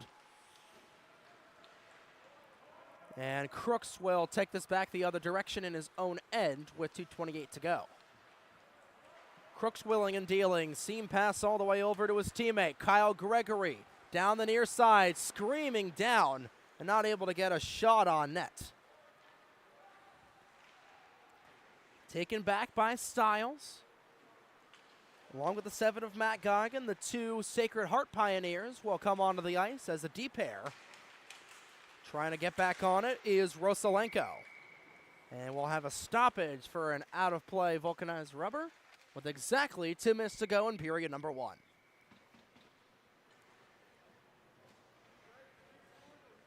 You look up and down this entire order here for the JMGF Foundation. Like we said in the pregame show, they got a really good mix of high-level club college and youth talent for the first year of their program. Got a couple of D1 kids on here. You got Rosalenko from Colorado, a couple of D2 kids as well for Stiles and Goggin from the D2 program for Sacred Heart. It's another out-of-play puck. They'll draw another 18 seconds off of the clock here. 102 to go in period number 1. Clayton Pryal playing for the Jersey Hitmen's 18U AAA program. We'll have to see if he'll potentially put on a USPHL Premier uniform next year in the 25-26 season. He's got a lot of talent, and the man wearing number 37, he's showcasing it here tonight. Teets with a one-touch pass over to Thomas Swartout. Trying to get it on the other way was William Patterson, no dice. 1:13 to go in the first period. That knocked down by a high stick, but Kyle Gregory will race back after it. Right behind him is a 22 of Tommy Boyle. Boyle over to O'Donnell, and trying to dig after once again was Teets. Teets and Swartout trying to connect there, but instead it's Callahan. Will take it back the other way for Pryal. Pryal trying to stick it ahead, drops it back over to Humphreys. And Humphreys just a little bit offside, was on the wrong side of the puck there, carrying into the zone. Under a minute to go in period number 1, and J&M trying to get another goal here to potentially make it a 3-goal advantage going the first intermission.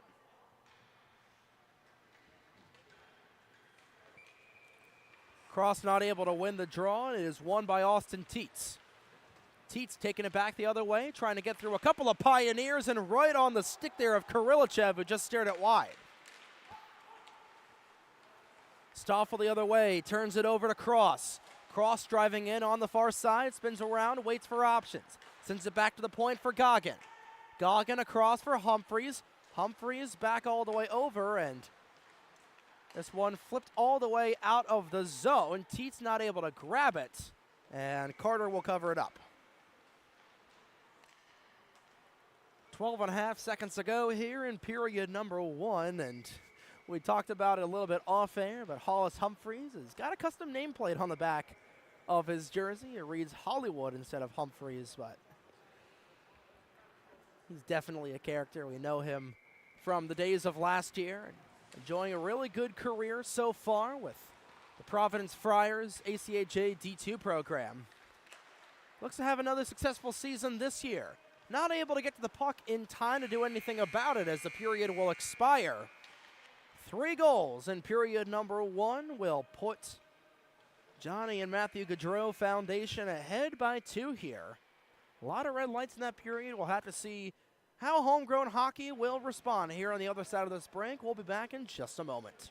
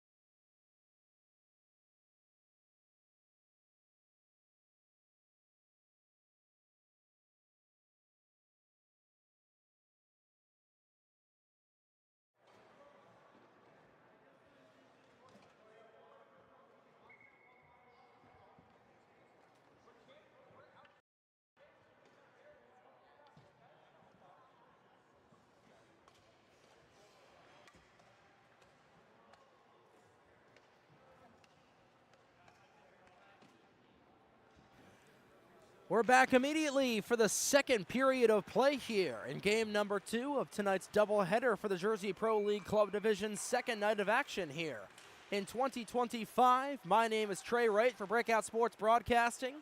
And the John Matthew Gaudreau Foundation out to a 3-goal lead, or a 3-1 lead here. And looking to make it a 3-goal lead right in front was Humphreys. And instead, stonewalled by Kevin Brennan. Got the identity of a couple more players here that were not on our initial list. Sean King and Jake Sandameno on here for Homegrown Hockey. King wearing 9, Sandameno wearing 13. If we have any more late additions, we will relay them to you when we get them. But nonetheless, it's Alec Osher trying to dig Homegrown Hockey out of a 3-1 hole right now. Jason Lastra doing so. He drives his own, puts one in on Carter, steered aside, right at the doorstep for Barbieri. Still the white and blue clad jerseys dig at it, but taken the other way by J&M. Humphreys on the far side. A little bit of contact there with Alec Osher. Steers it all the way over. Kicked back in here by Stiles, who's taken down by a couple of homegrown skaters. And Kevin Brennan comes to the right side of the cage to make a save.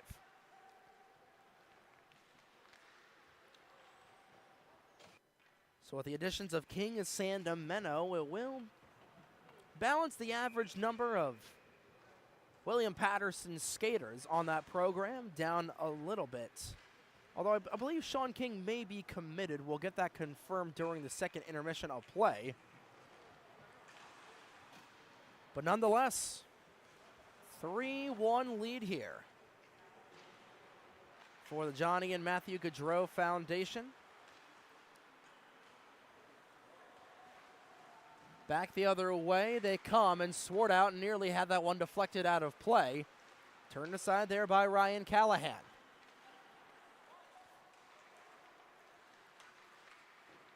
Here's King down the near side, looking for Thomas Swartout. King will take it himself. Swartout with a lot of time and space, completely stonewalled there by Carter, who's been on fire so far in this contest.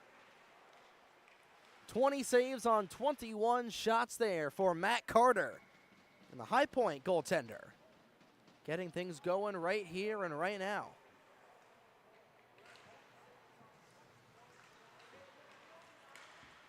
"13 minutes gone, or 13 minutes to go here in period number 2. Trying to whack that the other way was Vincent Stoffel. He races for the loose change in his own zone. Sandameno trying to take that one away, steers it back up. Back the other way in a 2-on-1 for Homegrown Hockey, turning into a breakaway opportunity. Carter says no, completely stonewalled O'Brien, who shoots it into his own corner. And another breakaway on the other side, and they score!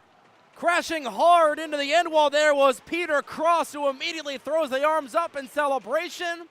Same song, second verse from the goal to make it 3-1. A breakaway save on one end from Matt Carter, and a breakaway goal on the other end for the JMGF program. It's 4-1. We get another look at it. We saw this in the earlier game with Capper Hockey Services, and we see it a lot with this with these younger programs, is the counterattack. You see a hard crash into the boards there from Peter Cross. Fortunately, the High Point Panther was able to get back up, and hey, a couple of High Point boys able to make the job work there, and it's 3 straight goals for the Johnny and Matthew Gaudreau Foundation to make it a 4-1 lead. And looking for a little bit more there was Kyle Gregory. He's got one already tonight. He's looking for another. Gregory back to the top of the point there for Crooks. Those two play catch with it. Gregory's shot blocked in front there by a homegrown skater. Teach will take it the other way. He's got a little bit of time and space. Holds up for Lastra. It's on the doorstep. It is still loose in front of Carter. He stonewalls it once again. The net comes off. The whistle blows, and Carter keeps us a 3-goal lead.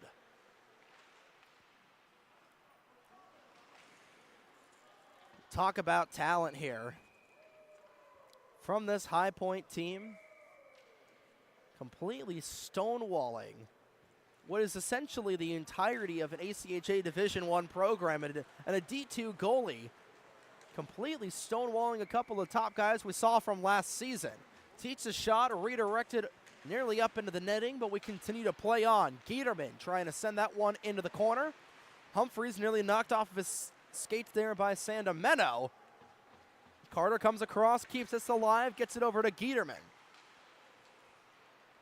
Giederman will loft himself all the way over, transitioning from far to near side, gives himself some space. Gets it to Humphries, who fanned on the shot. Seam pass through traffic, nearly got over to Teach, but a little too hot to handle. O'Donnell the other way, waits for reinforcements on the far side. Sends it over, comes it over to Swartout, who scores!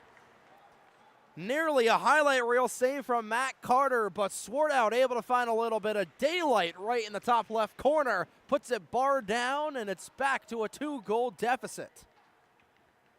Swartout able to keep the bleeding from going here for the JMGF team. We get another look at it. Machine being a little bit slow tonight from our experience with the rider program. We get I'm talking about the rider bronc fishing program a little bit. Swartout right down Broadway. He scores again. Got it right between the two wickets of Matt Carter, and 2 straight goals within 12 seconds.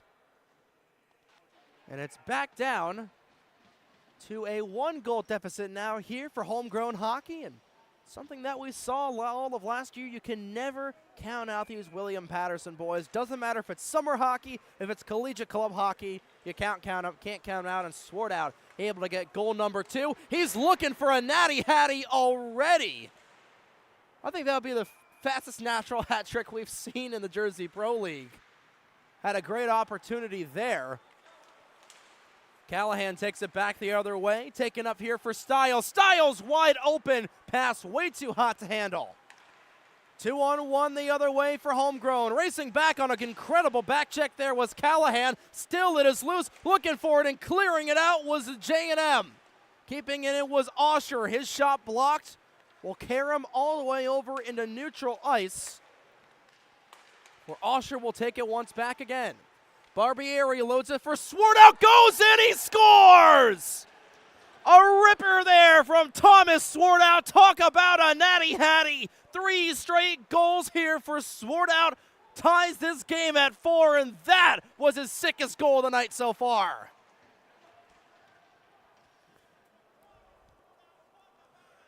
So we get another look at that. Goodness gracious.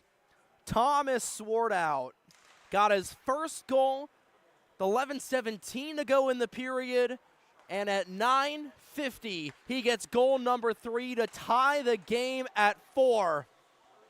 What a sequence there for Swartout, who just beautifully played it in there.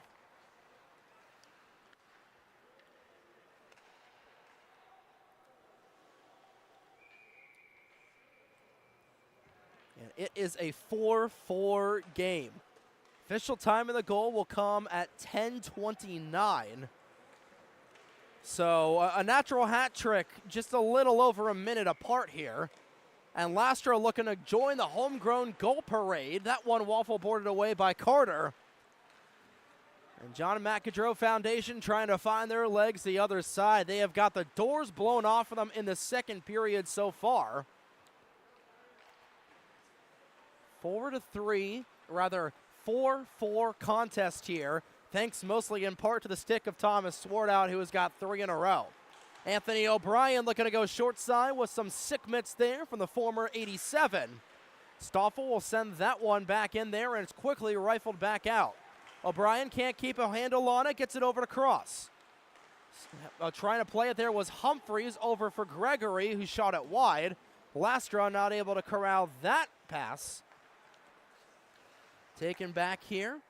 Crooks will stay to back up for Kyle Gregory, who just sends it 3 feet wide of the cage. Humphries on it again, looking for the turnaround shot. Well, instead, keeping it in his own corner, sends it back to the blue line. Gets it to Goiterman, who gets it back over to Humphries. Humphries, stretch pass all the way over to Stiles, who was blocked in front there by Stoffel. Stiles still on it again, turns it over to King. King over to Lastra, who will loft himself all the way over down the near side. Picks up the tempo, try to get it back all the way over to Stoffel, but was blocked in front. Now an opportunity down the far side. Good opportunity there from the 37 of Clayton Pryal, I believe that was. But it remains a 4-4 hockey game. Stoffel the other way, has a little bit of space, lofts it back all the way over to Kirillachev. Kirillachev was trying to get it over to Tommy Boyle, who turns it over in the offensive zone. 3-on-2 the other way here for Johnny and Matthew Gaudreau. Looking for the tap-in play there was Sakevich, but not able to get any contact. Back and forth we go, exactly through the midway point here in tonight's second game. We're tied even at 4, and looking for the opportunity there was Kirillachev, not able to just get it. Boyle's on it again, loads it up for O'Donnell. O'Donnell will time and space, sends it through traffic. Carter's got it covered and gloved with a stoppage here. My, oh my, how things can change here in a hockey game. They say a 3-goal lead is one of the worst leads to have in hockey, and Thomas Swartout erased that in the span of a minute and 10 seconds. And O'Donnell looking for Homegrown Hockey's first lead as an organization. Rather their first lead as an organization, but not able to get that across. Goggins sends this up on the other side here for his J&M teammates. Sakevich holds up at the blue line, makes a little bit of space there for Pryal. Loading the gun, and a beautiful wrist shot there from Stiles right into the breadbasket of Brennan. 6:42 to go in the second. Was a 4-1 lead for J&M. Now it's a 4-4 tie game here between two of the newest teams in the Jersey Pro League. Trying to go 1-0 here this season. Trying to join Capper Hockey Services, Synergy Hockey, and Mr. Lemon Stick Wax, the teams that are batting 1,000 so far this season. Kirillachev the other way, sees it intercepted for a moment by Cross, taken back here by Tietz. Tietz still sending it up through the corner, waits for options down low. Thought he had Barbieri, and Osher not able to keep it in at the point. Brennan takes it back the other way, and now it's Osher who will start from his own end. Loads it up for Austin Tietz. The 6'4" forward will skate it back the other way, try to get it up to Kirillachev, who redirects it out of play with exactly 5:59 to go in the second.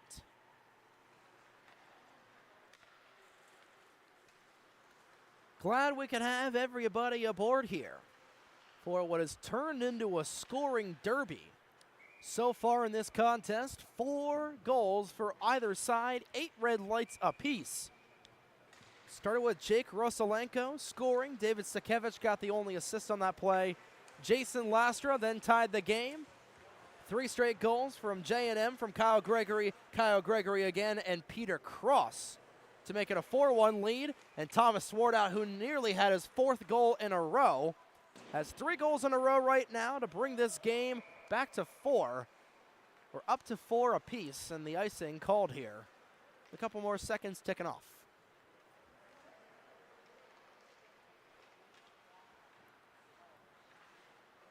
Second period about to get back underway here as we get you into a little bit of a cup check here for game number 1 of the Stanley Cup Finals. Florida goes into first intermission with a 2-1 lead thanks to goals from Bennett and Marchand.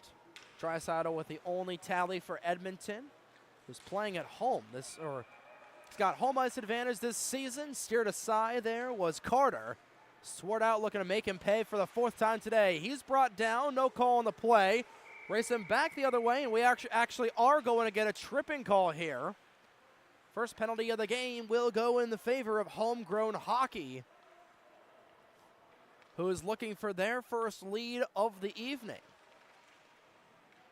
Clayton Pryal trying to argue his case with the referees, and it looked like a little bit of a hockey play. We've seen a lot at the regular level that's like that typically keeps the armbands down, but good opportunity for Thomas Swartout to try to get his 4th tally in a row, and Matt Carter looking to stonewall another breakaway chance here. Here comes Swart out across the logo. Up through the circles, looks to go on, puts it square up into the air and off the stick of Carter, who has been deadly on the breakaways. Keep this game tied at 4.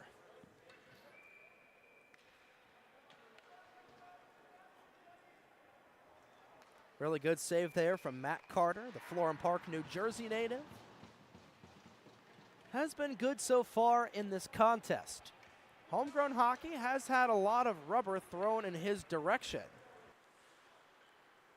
As Bauer Crooks takes us back the other way, pitches it into the neutral zone, glove down, and Swartout's back on it. Swartout lost the puck for a brief moment, gets it back, is underneath the goal line. Nearly taken away there by J&M. Pryal trying to dig after it, and this goes back the other direction. Giederman down the near side. The University of Tampa skater loads it up for Rosalenko, who just goes wide. Referee got taken down in the chaos as Humphreys trying to find Pryal. Fans on the shot, has his pocket picked, scramble for it, Pryal nearly back with it. Pryal's able to get it out of harm's way over to Humphreys, loads it up for Rosalenko. He shoots and scores. What a shot there from Jake Rosalenko. Found the vulcanized rubber in the chaos and gives the lead right back to the J&M Gaudreau Foundation.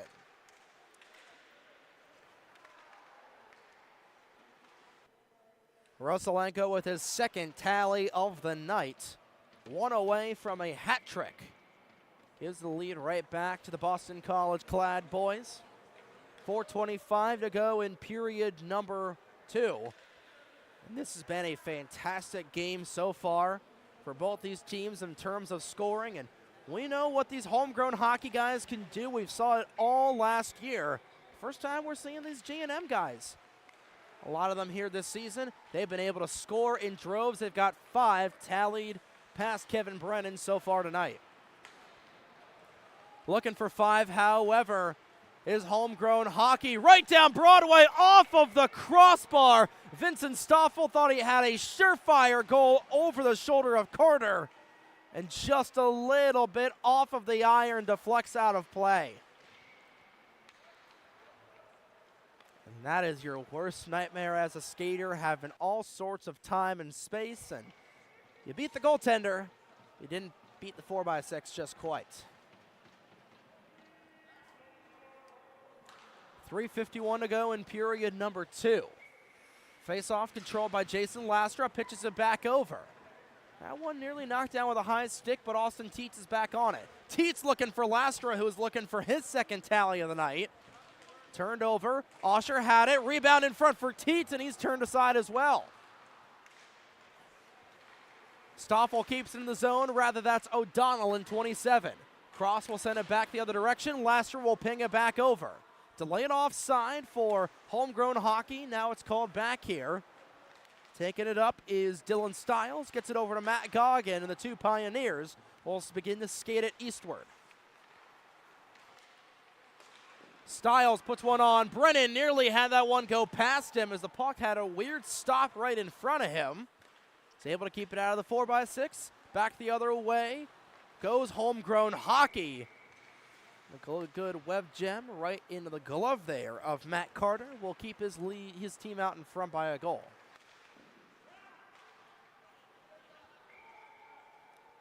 (3-2) Panthers with 2 quick goals here in the 2nd period. Sam Bennett with his 2nd goal of the night. Able to get on the score sheet. It's not been updated just yet as Edmonton just scored. I think it's probably going to be Connor McDavid and Austin Teets. Just got completely stonewalled there by Matt Carter. Teets on it again, had it, lost it, taking it back the other way is Callahan. 3-on-1, here comes Pryal right down Broad Street, and he's denied by Kevin Brennan. Pryal definitely has the speed of a young forward. Goggin with a shot, nearly snuck it under the glove of Brennan. He's able to cover it up with a skate. We'll take another look at that save there from Kevin Brennan. He absolutely stonewalled Clayton Pryal. I tell you what, Pryal You see the speed there from Callahan, gets it over to Pryal. And I thought, who was that there? That's Peter Cross, thought that Pryal had a surefire goal to make it a 6-4 contest. Remains 5-4. Swardow looking to make it 5-5. That's turned aside. Sticks high in the air. 2 minutes to go in period number 2. And Swardow right at the doorstep. Still it is loose. Goggin playing goaltender. Finally is covered up. Matt Goggin put it on the pads there for a brief moment. Able to keep this game up by 1 for J&M. What a sequence.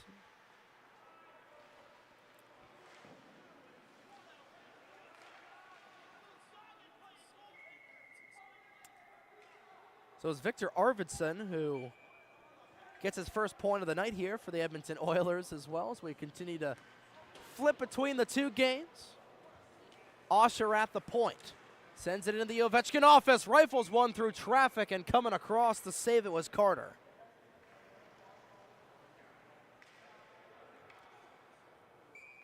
$1:46 to go in period number 2. These two teams firing at one another's goaltenders. I don't see Frankie Smith on the bench here for Homegrown Hockey. So it'll be Kevin Brennan all the way, regardless of what happens here, as that one goes up into the netting. See all the black and orange on that bench here for Homegrown Hockey. Talked about it in the pregame. We're going to talk about it all season long. Basically, the College Hockey Buzz program from last season.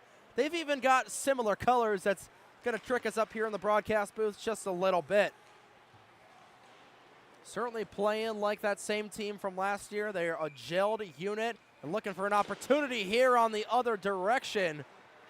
Not able to close the deal was Matt O'Donnell. Stretch pass all the way over. It's a foot race back, but Humphreys not able to win the icing. I guess it's just immediate. The new rule for this season is that icing is just immediately called instead of having a stretch play on the other side. So I think Pryal is arguing his case, and we are going to have it at center ice.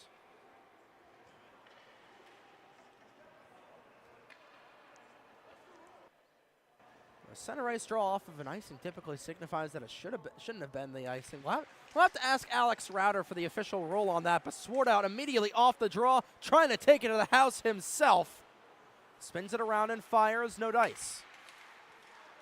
Taking it up back the other way was Rosalenko, not able to get anything there. Barbieri, rather that's Kirillachev, trying to load it back up for Barbieri, not able to hold on to it. Puck comes out of the zone, poked the other way here by Gregory. Back the other way it goes for Cross, trying to get it over to Rosalenko. 37 seconds to go in period number 2. It's a tight lead here for the John Matthew Gaudreau Foundation. They're trying to add onto it. Stoffel has that redirect intercepted there by Gregory. Stoffel will take it back the other direction again, up to Tommy Boyle. Rather, that's Stoffel who's still with it. Stoffel looking for the opportunity. Right at the doorstep, they score! Roman Kirillachev with the finisher. And Vincent Stoffel with a hard-earned point there on that primary assist. Gets it over to Kirillachev. We're tied at 5. Roman reigns supreme on that goal. You take it the other way. You see the speed there from Stoffel. Whips it over. Kirillachev over on the low slot. Pots it home. Tied at 5, and Homegrown Hockey looking for more. Late game tying goal, and a nearly the go-ahead goal in front. Carammed a little bit, but that will do it for period number 2. So a late game tying goal from Roman Kirillachev, his first of the year. And going into period number 3, it is essentially like going into period number 1. As Maxine Nightingale said, we're right back to where we started from. We'll be back in just a couple of moments for the third frame.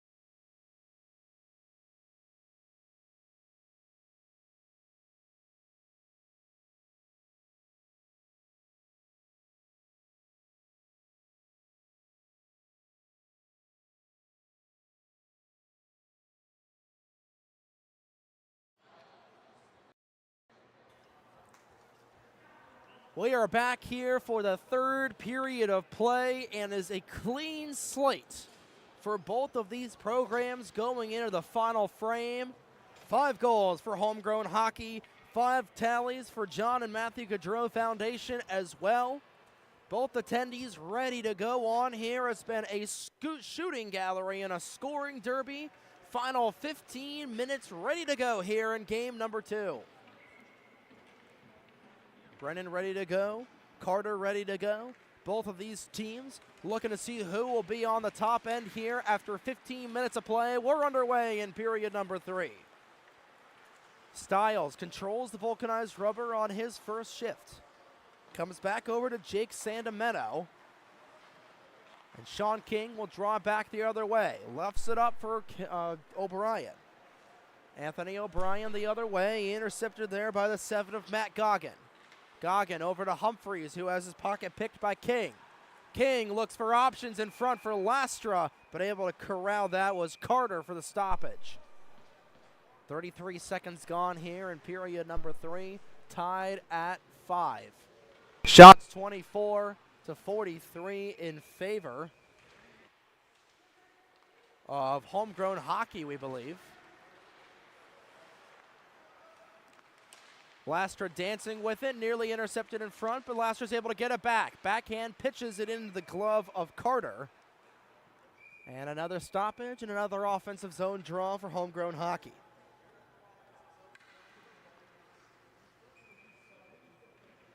Later on tonight will be, or later on tomorrow night, I should say, will be night number 3 of the JPL Club Division, where Breakout Sports Broadcasting will take on the Hockey House podcast. Both of those teams looking for their first win of 2025. That gets underway tomorrow night at 9 p.m. right here at the RWJ Barnabas Health Hockey House in Newark, New Jersey. Once again, playing host to the Jersey Pro League's 3rd year in its inception, as Anthony O'Brien draws a tripping penalty and a chance to take the lead here for Homegrown Hockey once again. O'Brien with a good draw, and he'll get his first opportunity to have an uninterrupted breakaway on Matt Carter. Carter has been really good on the breakaway attempts so far tonight. 1 for 1 in the penalty shot category. O'Brien will start off skating towards the far end of the ice. Comes back towards center. Looking to go forehand, backhand, and does the same exact move that Thomas Swartout did. And like with Swartout's shot, Carter denies him. He's 2 for 2 on the PS.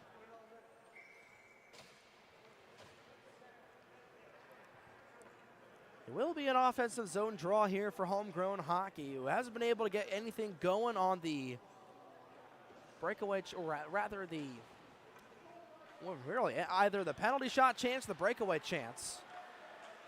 Pryor will take it back in the other direction. He'll dump in. The rest of the brown and gold-clad jerseys will chase. Crisscrossing in the other direction. Gets it back, sends it back to the point there for Crooks. Crooks through traffic, blocked in front, gets it over to Giederman. Giederman sends it off for the boards. Intended there for Cross. It's taken away. 2-on-2 the other direction there, and steered aside by Carter once again, denying Vincent Stoffel. Lastra will take it away from a brown and gold jersey. He's still got the puck on his tape. Nearly a collision there between Lastra and Tommy Boyle, and a spin-around shot there from Lastra. Stopped by the pillows of Carter.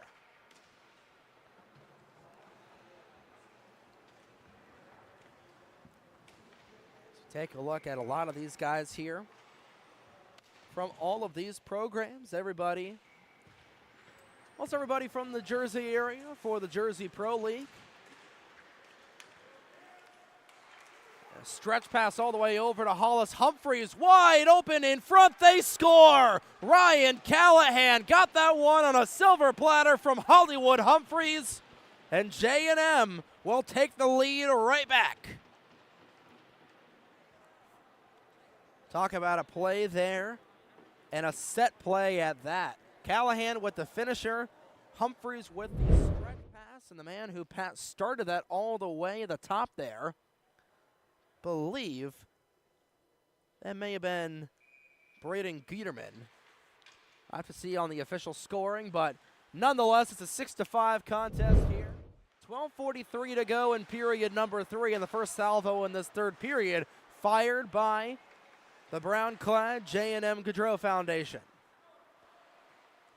Homegrown Hockey looking to respond. They may have had a 2-on-1 there. They will get a 2-on-1. Sword out all alone in the low slot, was a little bit behind the play. Spinning around is O'Donnell, taken away here by Callahan. Callahan moves up the far side. He tries to split the defense, taken away there by Osher. Osher back with the vulcanized rubber on the tape. 12 minutes to go in period number 3. Osher looks to split the defense. He's able to keep it, but not able to get a shot on.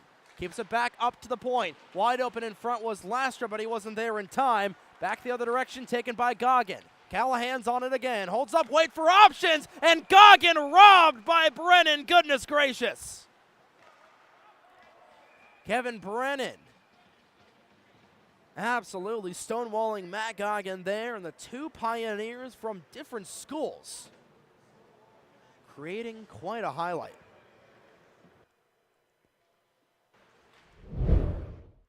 So we'll get another look at it.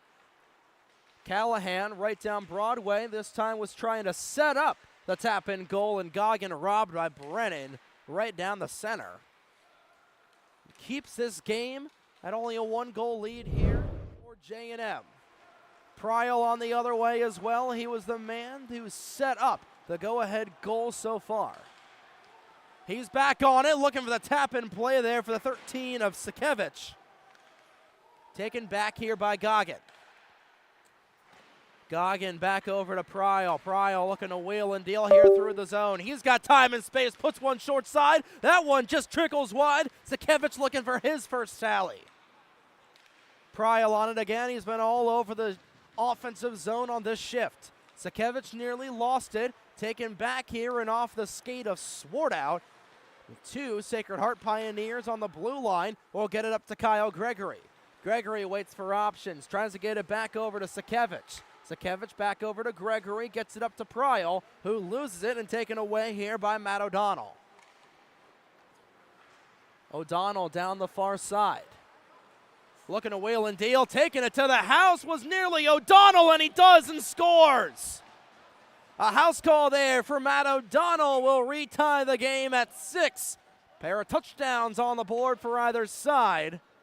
10:32 to go in the third period, and we have got a long way to go and a long way to get there, folks.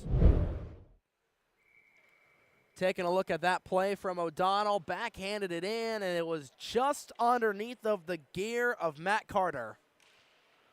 And just right into the back of the 4x6 for the game-tying tally. 6 goals apiece. 12 red lights total here. Lastra on the other side, blocked in front. Rebound came all the way over to Kirillichev, not able to tally it in. Taken back here by Sandameno. Turnaround chance, covered by Carter.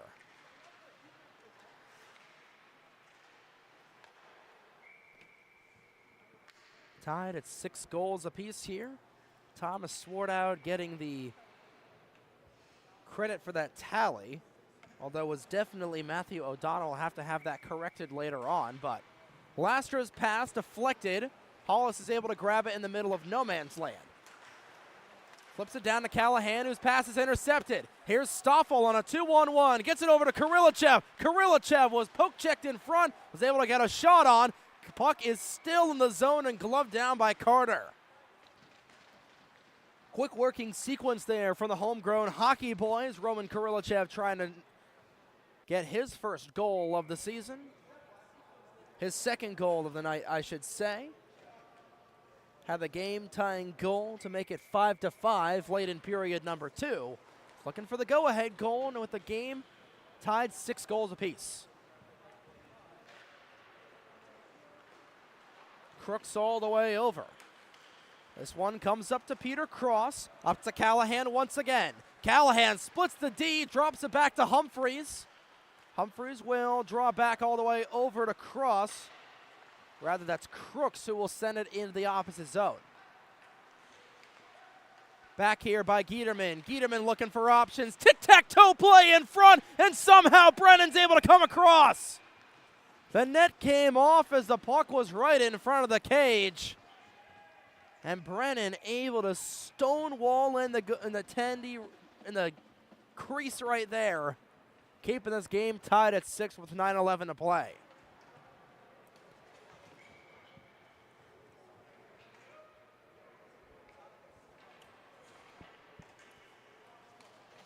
Wholesale line change for both of these teams. It's a 2-11 square off on the face-off dot. One there by Rosalenko.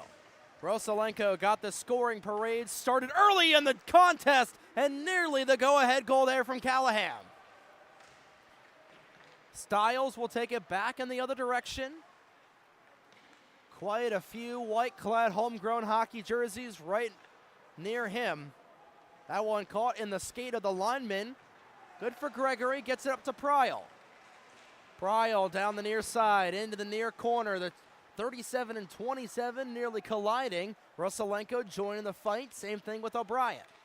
Stiles right at the point, puts one through traffic, nearly redirected by Gregory. Brennan way out of position, gets back into the crease. Rosalenko nearly on it. Here's Pryal trying to dig at it. 8:19 to go in period number 3. Right at the doorstep, ripping it home on a silver platter was Jake Rosalenko. 7-6, your score with 8:16 to go in period number 3. The convert has been kicked through the uprights. The extra point is good, and it's good enough to go ahead. So we take a look at that play there. Rosalenko, right place, right time, was able to get things going. Gregory was able to feed him right in the low slot and pockets it home like it's a little bit of bubblegum change. 7-6. Cross on the other way, got tangled up with Alec Osher right near the M&M's logo. Comes back all the way over to Ryan Callahan. Callahan with speed over to Goggin, rifles it over the net. Gets it all the way over to Stiles once again. Cross pickpocketed there by O'Donnell. O'Donnell with one goal already, springs it up to Swartout. 2-1-1 for Homegrown the other way. Swartout looking for his fourth, hit it off the cross iron. Off of the iron it went. It's the second time that a go-ahead goal or a game-tying goal has gone off of the iron here for Homegrown Hockey tonight. And it remains a 1-goal deficit, and someone down on the ice is very frustrated. I believe that was probably Swartout who screamed out in frustration. O'Donnell's a tad bit offside and will have a draw in the neutral zone.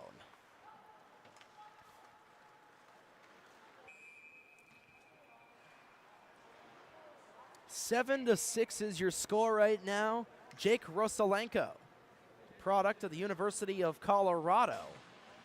With the go-ahead tally right now, he has got 2 goals in this game. Officially, he has 3, so that was the hat trick. Tietz across, puts one on, and that's deflected by a brown and gold jersey. Stretch pass, airlifted up for Pryal. Pryal looking to put the dagger over to Gregory, who misses wide. Taken away by Tietz, stretches it all the way up. Tietz is actually on it and puts one right into the glove of Carter. I believe that was Osher who lifted up the Tietz from the defensive zone.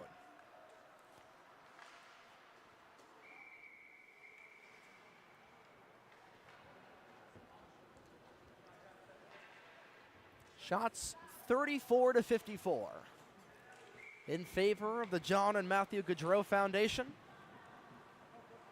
Even numbers the other way for J&M. Looking to get it back the other way was Pryal, and clearing out of his own end was a homegrown skater. Kirillachev sends it up. Tietz looking for options, had Barbieri screaming down the center line, but wasn't able to get there in time. Crooks was trying to clear it out. Barbieri will keep it in. Tietz is able to get it in front of the Mike's Amazing logo. Tietz has been amazing so far tonight. So is Thomas Swartout. They trail by a goal. Sandameno trying to make things work along with Crooks along the half wall. Stoffel will get it back to Barbieri. We'll get it all the way up to a homegrown skater. Kirillachev looking to get it back to Barbieri. Barbieri right in the low slot. Kicks it back up to Tietz. Tietz with a clap bomb from downtown, just wide. Another chance steered aside by Carter. Here's Sandameno, sends one off the waffle board of Carter. Homegrown hockey starting to buzz here during this shift. Sandameno keeps it in. Tietz across, intercepted in the low slot by J&M. And a 2-1-1 odd man rush here for Kyle Gregory. Gregory looking to set up, trying to get it in front there for the 21 of Crooks. That one sent over the high glass and out of play. Couple of really dangerous chances there for Homegrown hockey, who trail by a goal with 5:26 to go.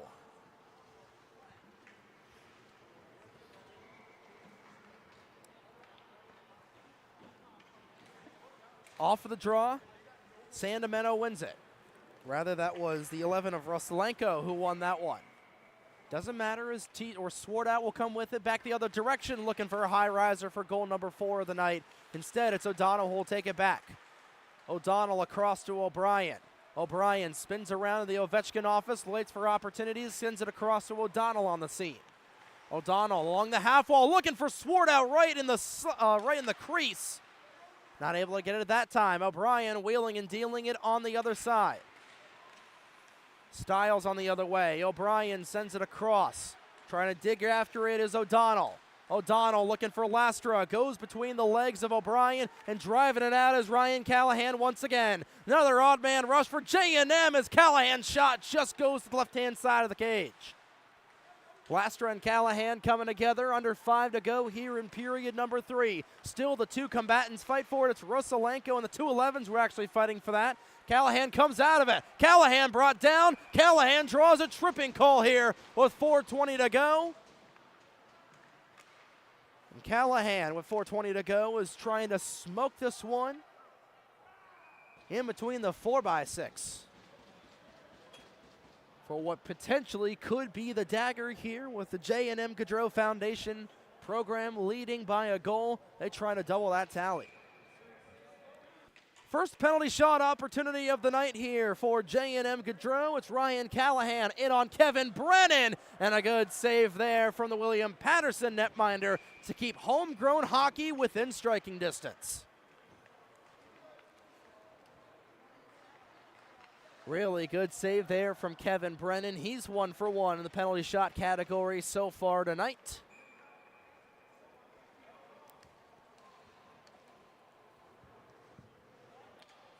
Gregory and O'Donnell will meet in the face-off circle. It's Gregory's favor. Trying to get it there in front was a 13 of Sakevich. 4:12 to go in period number 3. Trying to dig after it is Homegrown hockey. Boyle sends it out to his future teammate of Alec Osher. Boyle back on it, spins around from cross, trying to get it up to Lastra. Lastra and Humphreys trying to dig after it. Styles wasn't able to pocket it out of the zone. Still, it's kept in here by Homegrown. Boyle was Swartout all alone in the low slot. Just a little too much mustard on that saucer pass. And a save there from Carter. Just a little too much energy on that pass there from Boyle. Not able to really get the job done. It is an offensive zone draw for Homegrown hockey. Now the million-dollar question is, when does Kevin Brennan come out of his cage? Lifted all the way out here, kept down by Jake Sandameno. Meanwhile, Sakevich blocked aside there. Stoffel gets on his horse, 3-on-2 the other direction. Stoffel on it, around 1 defender. Can he get around 2? Carter's got it covered up. Bodies collide in the low slot. We got a stoppage.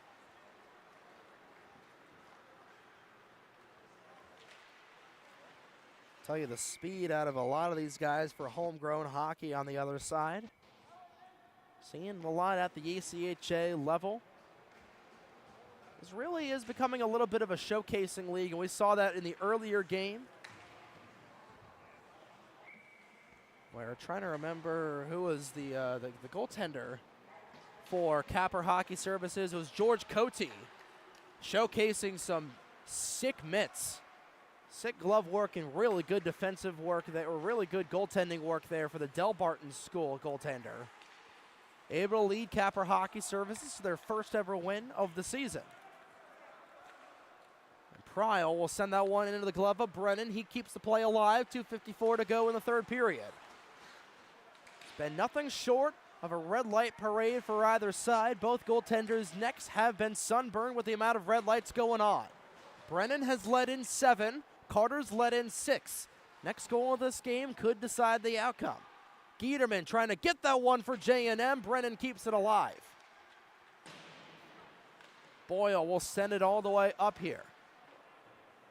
Stretch pass across. In possession of Vincent Stoffel. Stoffel sends it all the way over. In possession and off of the blocker there. That shot from Sean King. Kept alive. Swart out in the high slot. Moves over to the right side. He's digging at it as it goes behind the half wall, but he dropped the vulcanized rubber with him. 2:06 to go here in period number 3. Homegrown will get it right back. Swart out on it, looking for it in front. Baseball batted out of there by J&M. Doesn't have the legs to go down for an icing. That was a heads-up play from the 11 of Rosalenko. 1:49 to go. Brennan will now come to the bench here. Brennan now will stay back as Anthony O'Brien tells him to get back here. As for good reason, Ryan Callahan was coming there for a brief moment. 1:34 to go. Closing in on 90 seconds remaining. J&M trying to keep this offensive pressure going. Brennan still not out of the cage. Homegrown trying to give him some legs. Glove down there by Goggins. Sends it all the way over to Stiles. Stiles rips it all the way over the half wall. Here comes Callahan on it once again. Callahan dancing away. Callahan trying to dig it away there from Tommy Boyle. 66 seconds to go. Here's a breakaway opportunity right down Broad Street. Off of the iron there. Swart out, robbed. Right on the doorstep again was TT was robbed as well. And I tell you what, Matt Carter was great there in that sequence, but he's got to take that those goaltending pipes out for a steak dinner after that sequence. He got saved by one piece of iron on the right-hand side, and he got saved by the other. And we're going to get a timeout here from Homegrown Hockey with 58 seconds to go in the period. It will be an offensive zone draw here for Homegrown once again, who are still looking for their first lead of the night. It all got started by Jake Rosalenko. Early on in the first period, Jason Lastra tied it. Kyle Gregory scored 2 goals, and Peter Cross another to make it a 4-1 contest. Thomas Swart out in the span of 55 seconds negated that 4-1 lead. Jake Rosalenko scored again to make it a 5-4 contest. Roman Kirillachev tied it up at 5. Ryan Callahan made it 6-5. Thomas Swart out made it 6-6. Rather, that was Matthew O'Donnell who made it 6-6.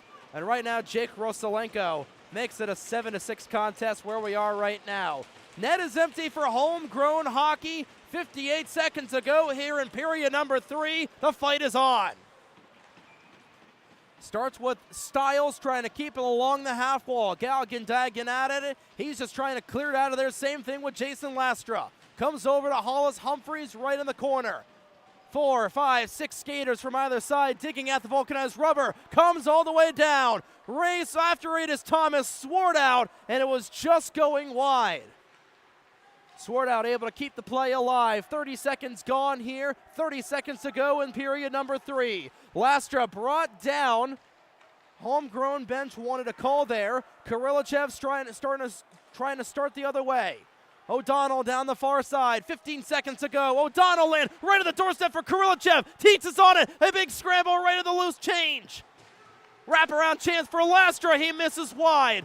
5 seconds to go. One final chance. O'Donnell's not able to keep it into the zone, and that will do it. Batting 1,000 here is the John and Matthew Gaudreau Foundation. A gutsy win for the Boston College Clad program. 7-6 is your final. Jake Rosalenko started this game on the score sheet. He'll get the game-winning goal. He bookends the contest here in a 7-6 win for the JM Gaudreau Foundation. Talk about a scoring derby here. 3 goals scored in this third period alone. And it's a 7-6 win for the JM Gaudreau Foundation. And of all the returning teams, or of all the new teams here this season, Capper Hockey Services and JM Gaudreau are the ones that are able to go 1-0 so far this season. And we're officially underway here in the Jersey Pro League with all 8 teams playing in games over the last 24 hours or so. And this is going to be an absolute rocket of a season. We know who are the teams that are a little bit hot coming out of the gate. We saw it with Mr. Lemon Stick Wax and Synergy last night. Capper Hockey Services and John Matthew Gaudreau Foundation here this evening. We're going to have comers, we're going to have goers, and we'll carry it on all throughout this entire season. But on behalf of all of our staff here tonight, for not only the Jersey Pro League, for Breakout Sports Broadcasting as well, our videographer Emily Cott and Andrew Zahn, our technical director and producer Corolla Pascal, for Sam Wismer, Alex Router, and the entirety of the Jersey Pro League, and for everybody at Breakout Sports Broadcasting. My name is Trey Wright. Tomorrow night will be night number 3, only a 1-game showing tomorrow night between Breakout Sports Broadcasting and the Hockey House Podcast. Puck drop at 9 p.m. Eastern right here at the RWJ Barnabas Health Hockey House.